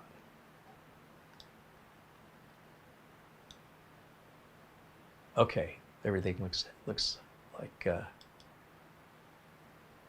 and you're not talking to me, I'm fine with that. As long as everybody's happy. Our community here is amazing and I love to see that. Now the whole no signal thing is the computer restarting, and again, leave it alone. The fan is ramping up right now as the system is processing the new BIOS update, and it's going to retrain the RAM and memory again, the RAM and CPU again. So it may need to restart a couple of times, or maybe just once. It just kind of depends. It's taken us back into the BIOS now, so we know it's done. And now it says we're on version 3.11. That's all we wanted. That was it. Fan's running pretty hot, so, or pretty high, which would imply to me the CPU is getting warm. If we go over here to hardware monitor, it might tell us where we're at. Oh, that's not bad.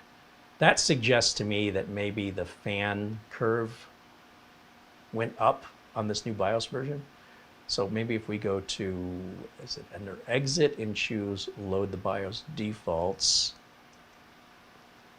and then if we look at the hardware monitor, CPU fan 1 speed says not applicable. Oh, I'm plugged into the all-in-one pump. Here's the problem with that. The all-in-one pump, if you have a liquid cooler, it wants to run at full speed at all times. It needs to keep pumping liquid regardless of how hot your CPU is getting. If that header that we plugged into is an always-on header, then that fan is going to run at an always-on speed. A fan is not a pump. So I need to shut this down and move that fan header over to where it needs to be. I plugged it into the wrong one. I saw a different colored header. I didn't even read it, and I just assumed that was the CPU fan. But apparently the different colored header is actually for the all-in-one pump, and if I had bothered to either look at the writing above it on the circuit board or look in the manual, it would have confirmed what it says by just looking in the BIOS. We've got our one fan plugged into the pump. All right, that's doing exactly what it's supposed to do for the reasons I've just explained. So what I'm going to do now, we'll come back over to camera 1, and I'm going to go ahead and shut this off. I thought it was getting hot, but no, it was just running at full-on pump speed. What's interesting is not only is that fan header a different color, it's also furthest away from the CPU fan. Typically, it's one or the other. In fact, usually the one close, the header that we plug into for the CPU fan is the one closest to the CPU fan, which is also another color. So this is different. Now the all-in-one pump is a different color, but the CPU fan that's closest to the CPU is still the right header. It's just black like all the other system fan headers. Oh, that's weird. But that's how you can have these little variances from model to model, and why this technology is always changing. There's no real rules to the standards other than what they make up the rules themselves. But the way ASRock does it may be different than the way MSI, ASUS, or Gigabyte does it. Nobody's wrong. So if you're accustomed to using ASUS all the time and then you switch over to Gigabyte or MSI, you may not find those plugs where you think they're supposed to be, because they're not necessarily supposed to be anywhere other than where the manufacturer decides. There's no standard they have to follow. They come up with their own standards, but their competitors don't follow their standards. The competitors come up with their standards. I wish it was a different way, but that's what led me to that little minor mistake. And now we can put Windows 11 Pro on here since the BIOS is updated. I've got a Windows 11 Pro installation drive right here. We're going to plug that into one of our blue USB ports since that's a fast flash drive. And then we'll turn this back on, and the only thing it can boot to is this. The drive here is still not formatted or partitioned, so we don't have to even tell the BIOS to do anything special. It will automatically look for the first bootable device, starting with the NVMe, see it's not bootable, then move to the next potential bootable storage device, which will be the flash drive. And since that flash drive is bootable, it'll just automatically go there as a second choice. Once the flash drive, which has our Windows 11 install, configures our NVMe drive that we installed, then that will be the motherboard's first choice from that point forward, as it was now, only now that'll actually boot when we're done. So you don't have to go into the BIOS and tell it to do anything. Just leave it alone. I cannot express that enough. If you want it to work, leave it alone. Unless you bought something used, there's no reason to be modifying anything in there until after your build has not only been completed, but you've had some time with it to verify that it's not crashing, that it's running like it should. Then if you want to turn on XMP or start modifying the BIOS, at least when your system starts crashing after that, you know you caused it. All right, we're going to just go through this the same way we always do. Answer everything the same. I'm going to say I don't have a product key, but we are going to put in Windows 11 Pro. I'm going to go to SCD keys, After the show, I'm going to buy a Windows 10 Pro product key because it's a couple dollars less. I'm going to enter that Windows 10 Pro product key into Windows 11 because it works as a Windows 11 Pro product key for a couple dollars less. There's no difference between them other than price, just so you know. Now, when Windows 10 is expired and no longer has support, that will likely change. But today, in October of 2024, that's the way it is and always has been. You'll see there's 2 drives here. It looks like we've got 5, but don't mind the partitions. Pay attention to the disk number. So disk number 1 has 4 partitions. That's the flash drive that contains our Windows installation files. See that size, 14.6 gig? That's because it's a 16 gig flash drive. Disk 0 is our brand new Gen 5 Crucial T705. That's 2 terabytes in size. It's all unallocated. It's never been used. So we just select that and hit next. And now we wait. Oh, it's just verifying, you know, we're going to lose all our data. But again, it's new. It never had any data. So with that verification, we tell it to proceed.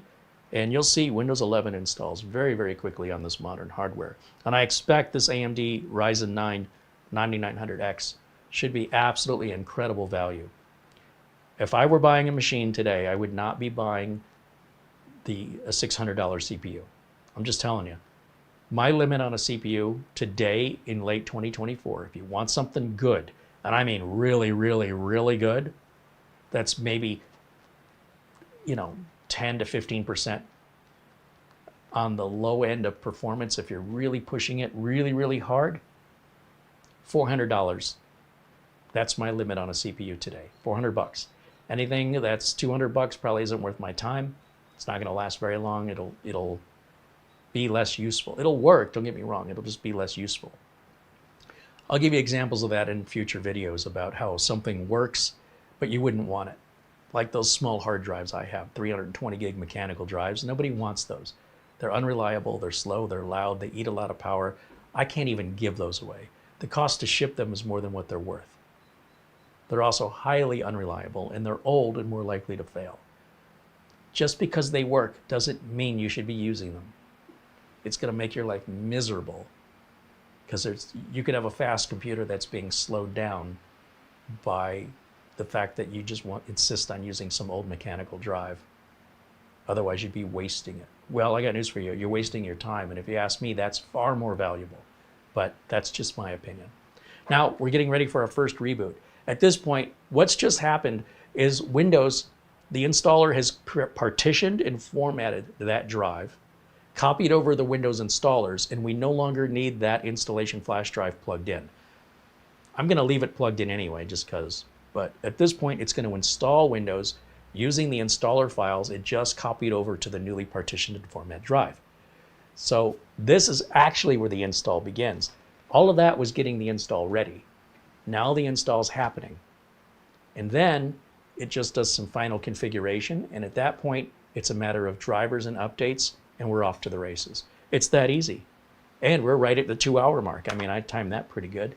So first of all, before I go any further, let's see if there's any questions as we start to wrap up today's video.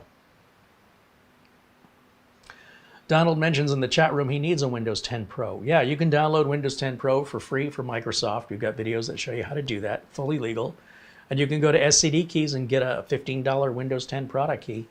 And you can use PayPal if you want to pay for it. Very easy. The product key activates once and stays tied to your motherboard for life. If you want a product key you can move around from system to system, you can expect to spend 10 times more to buy that retail product key. So unless you plan on moving it around 10 times, it's cheaper for you to buy the $15 product key 8 times, if you've got to move it 8 times, than it is to buy a retail product key that you can move around, you know.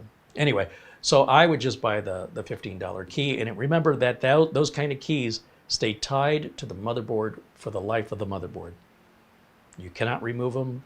You can't move them to anything else. That's how it works. That's why it's so cheap. If that's not good enough for you, they have a solution. Spend 10 times more, and then you can have that. Whatever you want to do, man. It's all answered with money. Now, with the final setup, we go to, yep, United States and United States, skip. Oh, look at this, install driver. That's new. Wow. Well, there's a feature of Windows 11 24H2 I'd never noticed before. Because the Ethernet driver apparently did not install automatically, and it knows you need to get online, wow. It's either asking for the driver for Wi-Fi or it's asking for the driver for Ethernet. That's pretty clever. Now, most people aren't going to be able to provide that without special instruction, but cool.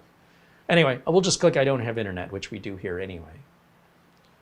And then we're just going to put the username of user and no password. That way it goes right to the desktop without any interruption.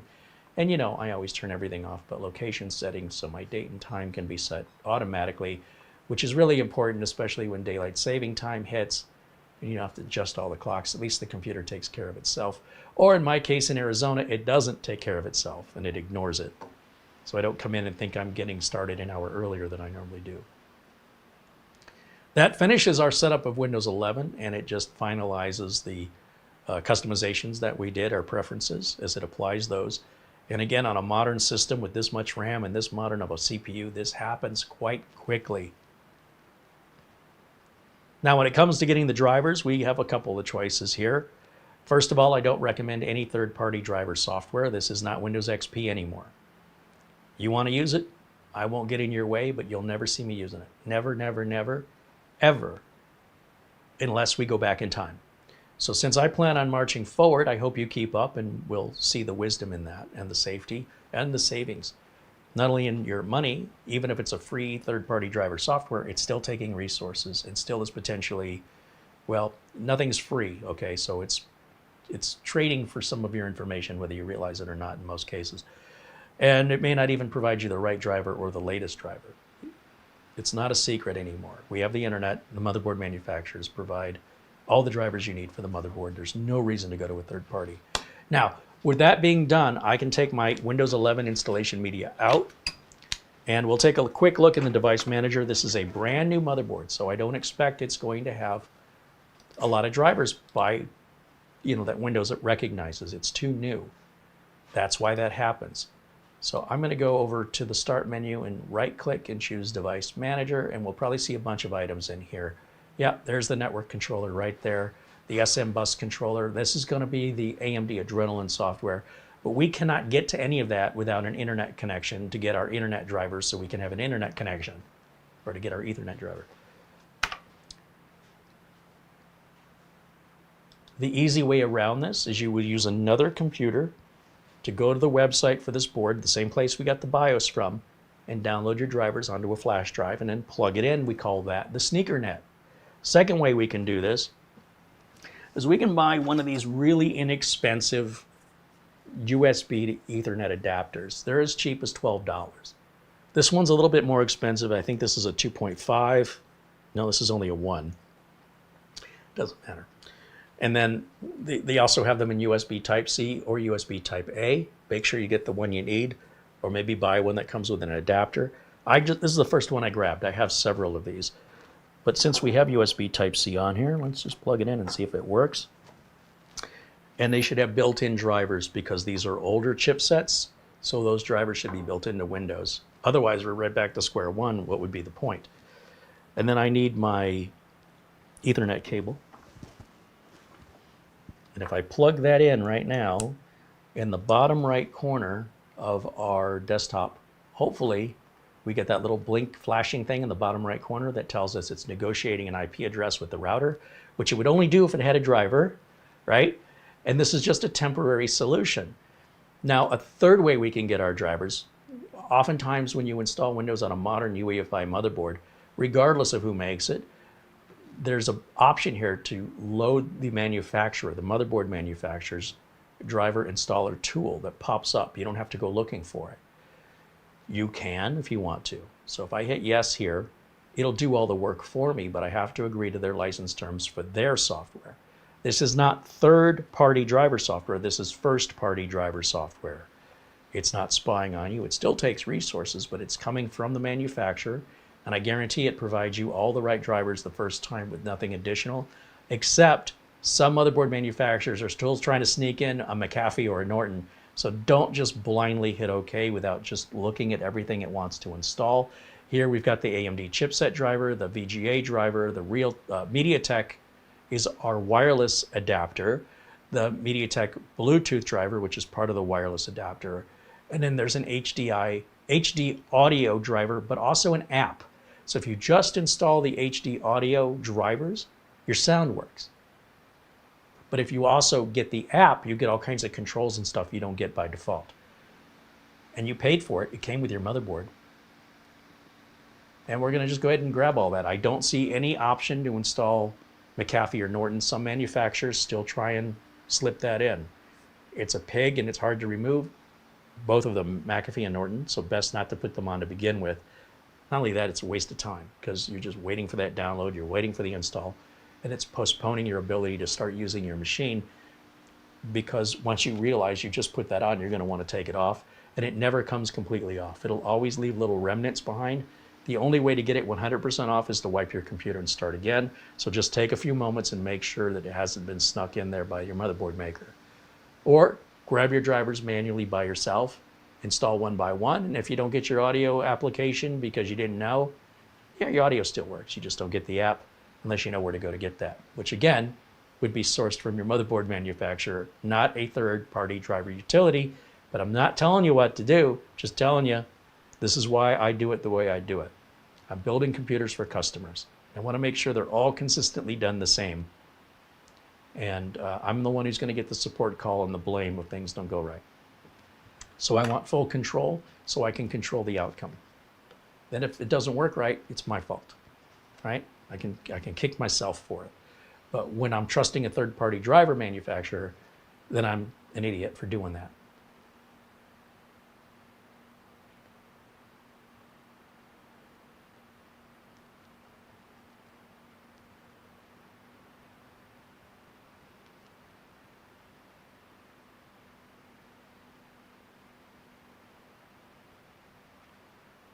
I'm looking through your chat comments right now while we're waiting.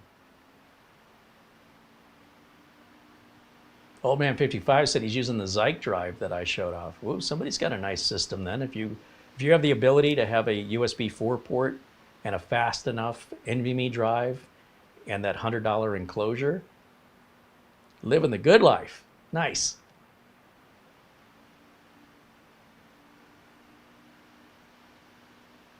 Our friend Gregory Howard joins us and contributes $10 in Super Chat. He says, hello to everyone in chat. Hello to Carrie and Mara. Have a good day. Right on. Well, thank you for that. Good to see you, my friend. Shane Perkins is saying hello. Somebody's saying November. Did I say October earlier? I should just say fall. When I mention these videos, you know, they stay up indefinitely. And sometimes, you know, if I don't mention when the video's made, I get comments from viewers going, where did you get that product at that price? And they don't realize they're watching a video that's 8 years old. So I always try and mention at least the month of the year whenever I'm mentioning prices or availability. And then sometimes I slip up, you know, and I pick the wrong month or I pick the wrong year. But I'm guessing maybe that's why, maybe I did that.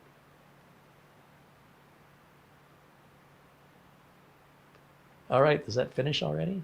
That's quick.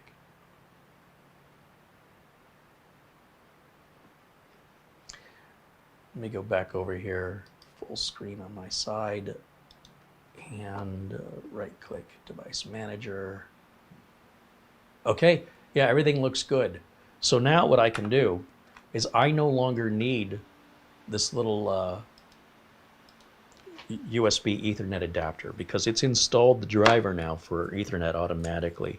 So now I never need to use this again. But as a system builder, as someone that brings in computer, you know, when I work on systems that come in for repair, quite often I need to have one of these. So I have one of each. I have a 1 gig per second type C, a 1 gig per second type A 2.5 gig per second type C, and a 2.5 gig per second type A. Those all have built-in drivers into Windows, so I don't have to worry about not having the drivers. And they're all intended as temporary solutions. However, you could use it as a permanent solution if you had a bad Ethernet card. It would be cheaper to buy this and easier. You just plug it in, you're done, than having to pull out a network card or disable it in the BIOS and then replace it, which would ultimately take a lot more time and money and take up a PCIe slot in the computer. Simple solutions, man. Cheap, fast, you're done. Move on to the next problem. For me, again, it's mostly on new systems and repairs. I typically need them temporarily.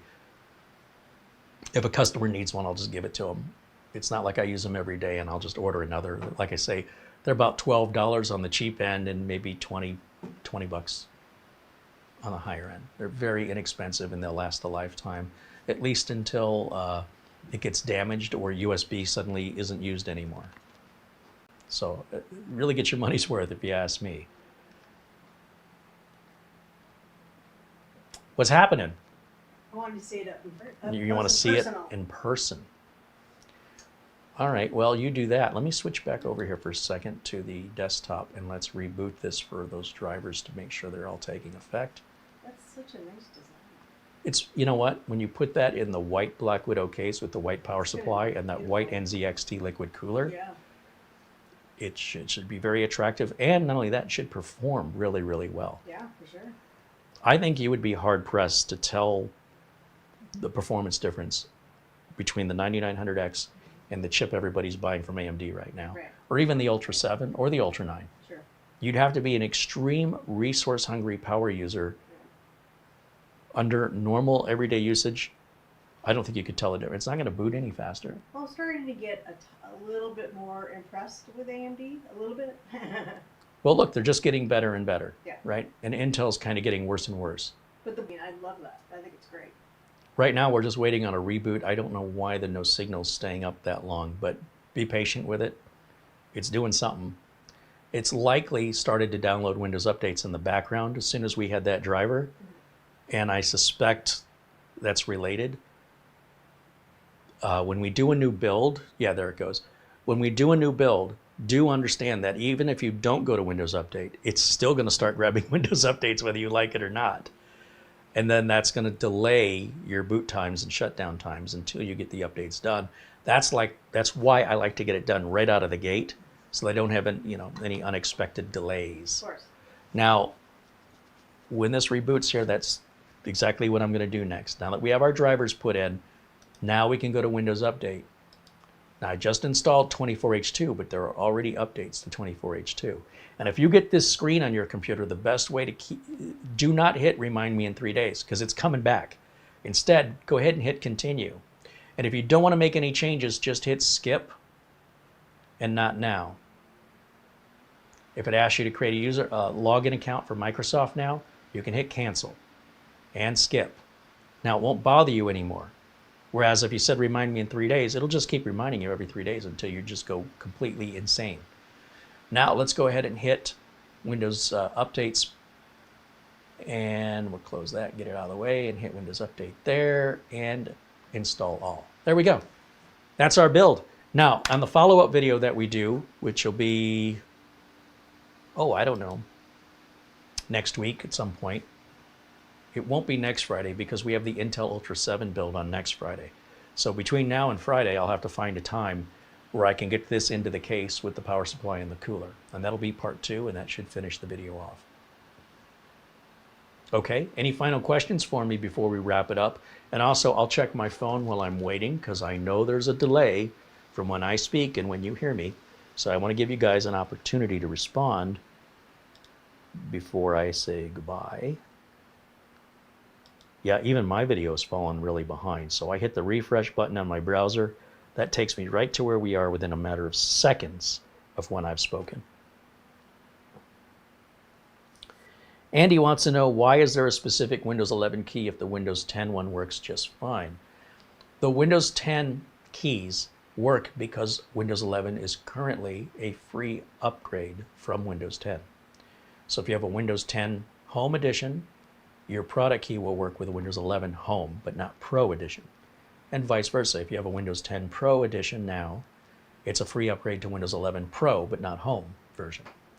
Microsoft may rescind that at any time for any reason at their discretion, and it is not a guarantee or a promise of a free operating system, except if you take advantage of it while it's being offered. For that reason, there are Windows 11 Pro keys, which is what Microsoft sells and has only sold for over a year. Any Windows 10 Pro keys are excess inventory. Windows hasn't sold Windows 10 Pro keys in a while. Eventually, Windows 10 Pro will not be a free upgrade to Windows 11.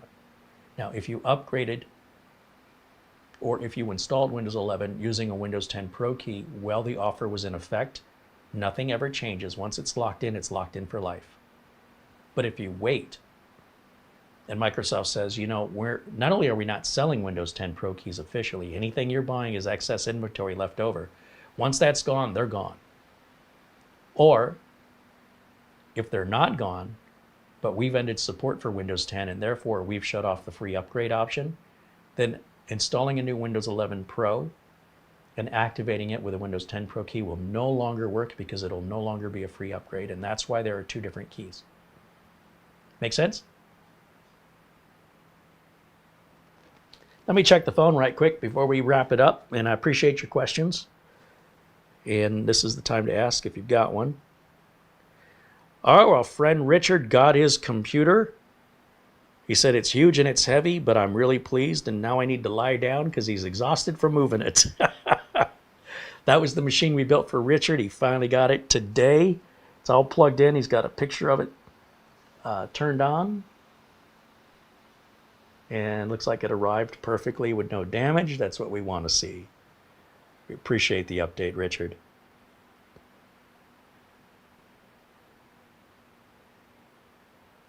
Charlie Purdy sent us an Amazon gift card of $100. Wow, that's very generous. Charlie, thank you so much as always. Charlie includes a note that says, hello, Carrie and Mara, a small contribution to the community. This is because of you. This content is from our members and our the folks who give us super chats, the folks who contribute through PayPal or Amazon gift cards. There is no third-party financing. You're the sponsors. I love that. Man, I hope we can just keep doing this forever because, you know, at that point, the only problem I have is what do I do with it? But at least we have the freedom to buy the parts we genuinely are interested in and to say exactly what we feel about them with no motivation of, you know, hey, I want to make sure this company doesn't get mad at me, or the fact that the company sent me something that's a lot of money and I don't like it. I can assure you, as much as I won't like it, I'll like it a lot worse if it was my money that was spent on it. If I invested in that product and that's a piece of crap, versus if they gave me a piece of crap, that's two different versions of pissed off, right? One is like, well, I don't like it, but you know, I didn't pay anything for it. That's not a good review, because if you're using that review, you're going to want to know, how would you feel if you spent your money the way we would and ended up with that piece of crap? You'd probably be a lot angrier. And so by being able to buy the products with our own money, with the contributions, we don't have to worry about the questioning of our bias. Joe Martin also sent an Amazon gift card. Joe sends $25. He says, just to help support the channel. You rock, Joe. Thank you so much for your generosity and your thoughtfulness. Our friend Frankie B with an Amazon gift card. Frankie, you are the man. A very generous Amazon gift card as always. He's a frequent contributor, sort of a super member, if you will, as is Oystein, as is our friend Buster. The names I keep repeating over and over are the icing on the cake. You have to understand that what content we make is based on the budget we have to work with. And when we have these generous contributions come in, it's such an unexpected and amazing contribution. I feel like I want to call them out separately from everybody else because it's above and beyond, and they deserve recognition for their generosity, as do all of you that are members here that have supported us. It's because of you these videos exist. And I hope that everybody who watches for free and gives nothing back will at least be a part of our community and show kindness in our community. Come in and say hello. Don't criticize. Don't be nasty. Don't think you're better than anyone else. That would be another awesome way for you to support us, is to just let this community continue to grow with such kind individuals. You don't have to be rich in money. Just be rich in kindness. And that's a choice you make. And I would love nothing better to watch this amazing community continue to grow, regardless of contributions. There's no money amount I can put on the value of the chat room. It's priceless. And I hope the free viewers will see that, and many have, but I hope more will and say, wow, there's nothing like this on the internet. This is an incredible community. I think I'm going to come in here and ruin it. No, you won't. You'll get kicked out. So you'll stay a lot longer, and it's its own reward, because you're going to make friends, whether you liked it or, whether you intended to or not. You're going to end up making friends in here. And kindness that you give results in kindness that you receive. And the nastiness that you give results in nastiness you receive. And one is far more sustainable. One might tickle you for a moment because you thought it was funny, but the friendships and the kindness go on indefinitely. So you can think about today, or you can think about tomorrow and next week and the week after that. Because we'd love to have you come in regularly and be a regular part of our family here. This group of amazing people are extraordinarily kind. And if you'd like to be treated kind, just treat people the way you want to be treated. And it's guaranteed. If you just pop into the chat room and say hello, it's all you have to do. It doesn't matter if you're socially awkward. It doesn't matter if you're uncomfortable. Just say hello. That's all it takes. And it's an amazing starting point for future friendships and in a community that you're going to want to be a regular part of, because where else can you find that on the internet? That's like $2.99 a minute for that. All right, just a quick look one more time to see if I missed anybody. I think we are caught up. Yeah, again, Frankie B, Joe Martin, Charlie Purdy, all your super chat contributions, and again, our friend Buster Oystein and Paul Gray. Paul joins us from Australia. We can't thank them enough, because without them, we would be doing either the Intel build or the AMD build. The only reason we did the AMD build is because of the extra contributions. And the only reason the AMD build came first is we're still waiting on a motherboard for the Intel side of things. So that was just a matter of what arrived first. I want to just show you something before we wrap up. The speed of this Gen 5 NVMe, let's not forget, they advertise this as 14,500, which is just mind-blowingly insane speeds. But they can say it all day. Does it actually run at that speed? That's the question I want to know. So let's jump back over here. And is it all ready to restart? Let's restart it. And while it's restarting, I'm going to grab my utilities flash drive. And we're going to copy Crystal Disk Mark over. And we're going to run a quick Crystal Disk Mark. And we're going to wrap up today's video. If I'm not getting what I'm supposed to be getting, perhaps we'll figure that out in another video. But if we're getting even close to it, that's good enough. All right, it may not be precise, but if we're in the ballpark, I'm a happy camper. Peter with a €1 contribution. Peter joins us from the Netherlands. Thank you, Peter.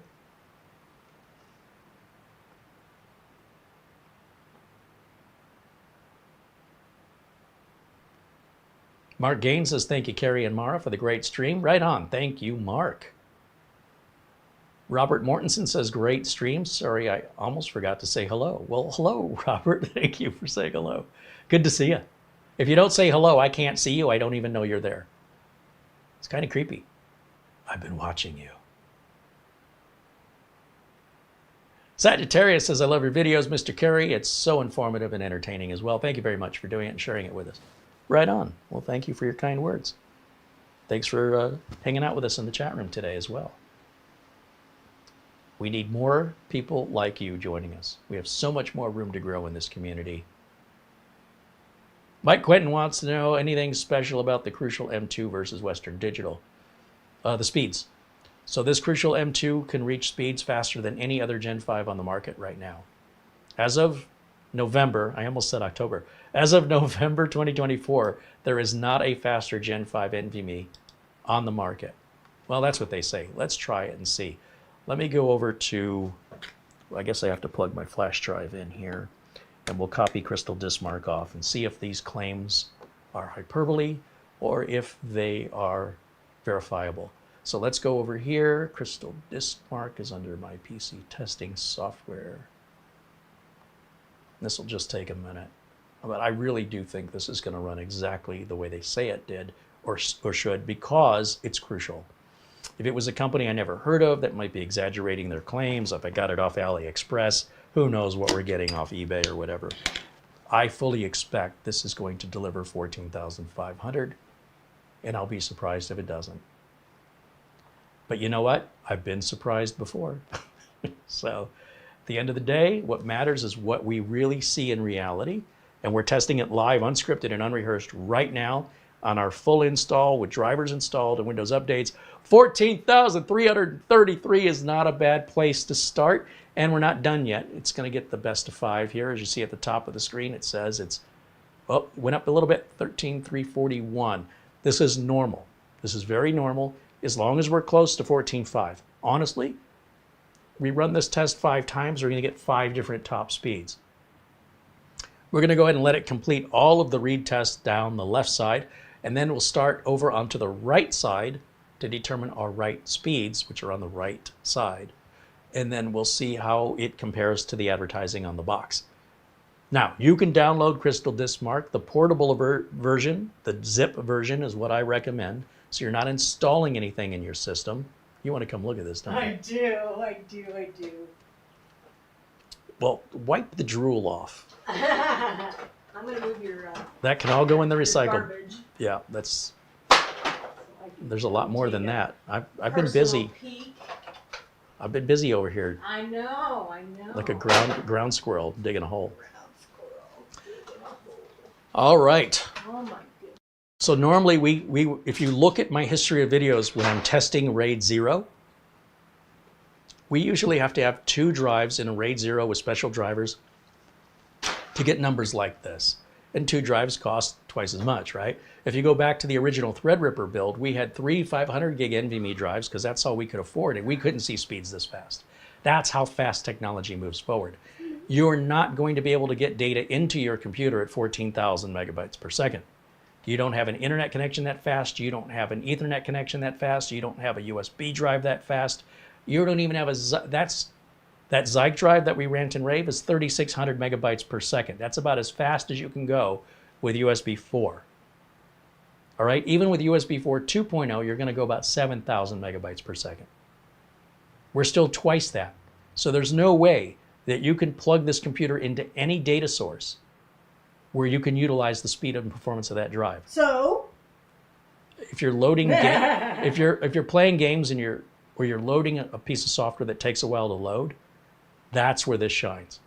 Look at those write speeds. Exactly my point. Look at the writes. 12,700. So beautiful. Oh, Lordy. Well, I guess we need to Be tear. still my beating heart. Well, since we haven't finished your other build yet, I guess we have to take it back apart now. I might have to switch it out. Might have to. Look, the T700 is nothing to shake a stick at 12,400. It's still a good deal. But this is the new one, the T705. And that's how rapidly. Screenshot that, please. Yeah, that's how rapidly the tech's moving. Because we only tested the T700 about 6 months ago. And we knew Gen 5 had more to give, but the technology wasn't there yet. And Gen 6 is around the corner. Yeah. And Gen 6 is going to double that again. So you're going to see 28,000 to 30,000. I'll be in the present and looking at that. That makes me very happy. I mean, we might still be a year and a half away, depending on productions, of how things get, the NAND chips and the controllers and et cetera. Those could take time to come to market, but that's what's coming next. Love it. Love it. In the chat room, let's see what kind of reactions we're getting. This is an expensive NVMe drive, guys. You're looking at a $300 2 terabyte drive. And you and I both know you can get that S880 from Feijing that'll run at 7,000 for about 120, maybe even 100 if it's on sale. So you're going to spend 3 times more, and you're going to go twice as fast. Same warranty. Different company, same warranty. If you want the performance, you can have it. All you have to do is pay for it. I'm just saying, have reasonable expectations. You buy something on sale, and it's last year's model, expect last year's model's performance. I'm not saying it's not a good deal. I just want you to understand the latest and greatest is rarely ever on sale. They don't need to put it on sale. Everybody wants the latest and greatest, and they'll pay top dollar for it.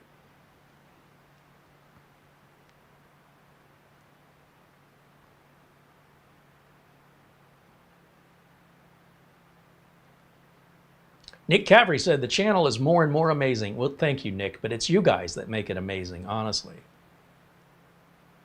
Without you, this would be a very different channel, and I want you all to know that. Katrina says we use your Amazon links for most of our Amazon purchases. It helps you, and it doesn't hurt us at all. That's very kind of you, and we appreciate it. As I mentioned, it's anonymous, so if you don't tell us, we don't know that it's you. But absolutely, our sincere gratitude, and appreciate that you do that and you think of us. Glenn's Music said, all I get is 6,777 megabytes per second when I run the test. I feel so inferior. Hey, it's nothing your wallet can't fix. John Paul Bacon said there's rumors of PCIe 7 being worked on. Of course it is. They've already finalized 6, so they're already working on 7. That's not a rumor, that's true. It's absolutely true. But we're still many years out from that. What you see today was in development, 2-3 years ago, maybe 4 years ago on PCIe 5. And then it gets ratified, and they have a committee that agrees what the standards are going to be, and then they have to do designing and manufacturing and distribution and marketing. And so before it gets to you and my and your and I, in our hands, it takes a while from concept to production and testing to releasing to the public to then, being an affordable price or being in stock because it's brand new. Everybody wants it. Well, not everybody, but the people that want it are going to pay much more than those who wait. There's our final numbers. So yeah, I'm real happy with that. It is pretty much as expected, and that's been the case for more or less most drive manufacturers that you buy from, they're legitimate, from Best Buy or Newegg or Amazon. It's when you go to AliExpress or Temu or Facebook or OfferUp, then you're kind of rolling the dice like a garage sale. You've got no warranty, no support.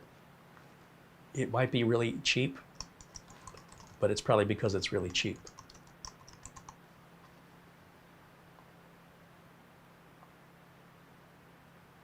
We'll put that on the desktop. We'll just save those results for future reference. And there you go. There's today's video, all wrapped up neatly with a bow. Frankie B says, holy cow. He says, holly cow. Maybe he's referring to a specific cow named Holly.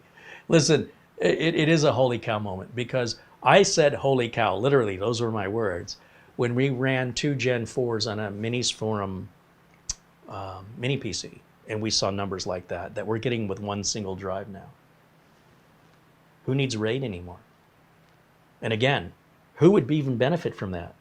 Aside from game loading times and maybe some really massively intense application, which most people don't use, very few people will notice any difference in this compared to a Gen 3 drive. Your boot up speed's the same. When you open up your browser or Word, Excel, PowerPoint, Adobe Acrobat, it's all going to open up identical. There won't be any noticeable difference in performance. You must have some massive application or a very large game where you have long loading times where you're going to see an advantage to that. Or you just like to see the benchmarks and you're willing to spend the money. Either way, just so you know, if your drive runs slower, you probably won't notice a difference outside of the benchmarks in everyday use. Not yet, anyway. Unless you fall into those categories I mentioned. All right, that's going to wrap it up for us for today. Luke Greenia mentions he's getting 7,383 megabytes per second with Project Zero. That's Gen 4.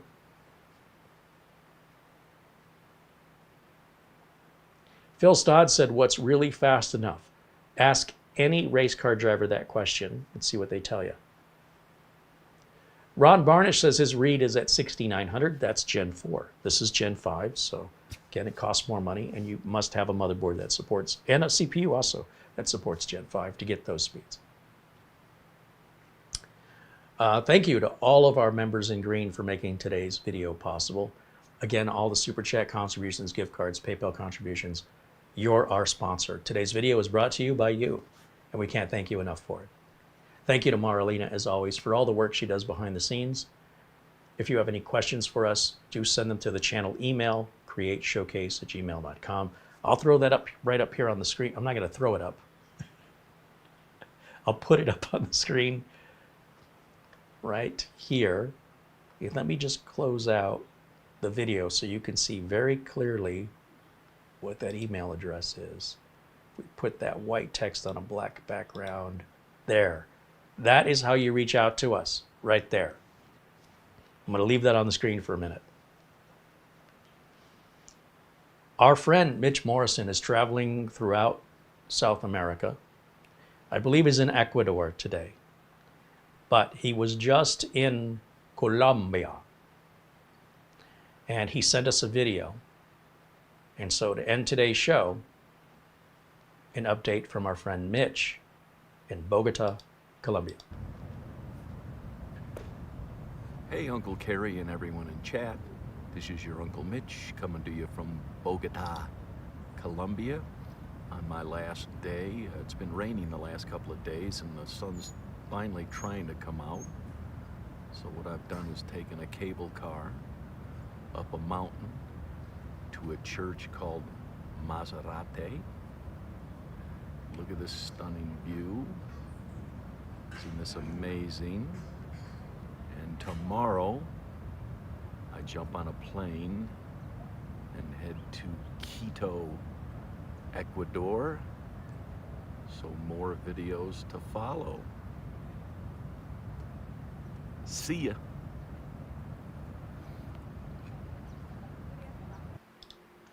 And there you go. That's an update from our friend Mitch Morrison there in Bogota, Colombia.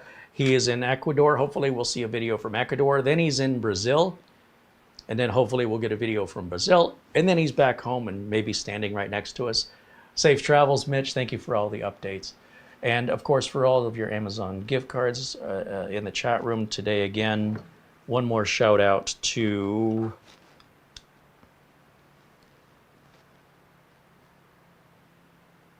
Charlie Purdy, Joe Martin, Frankie B, and I'd be remiss if I didn't mention Paul Gray, Buster, Rob Foster. Why does it feel like I'm always missing one?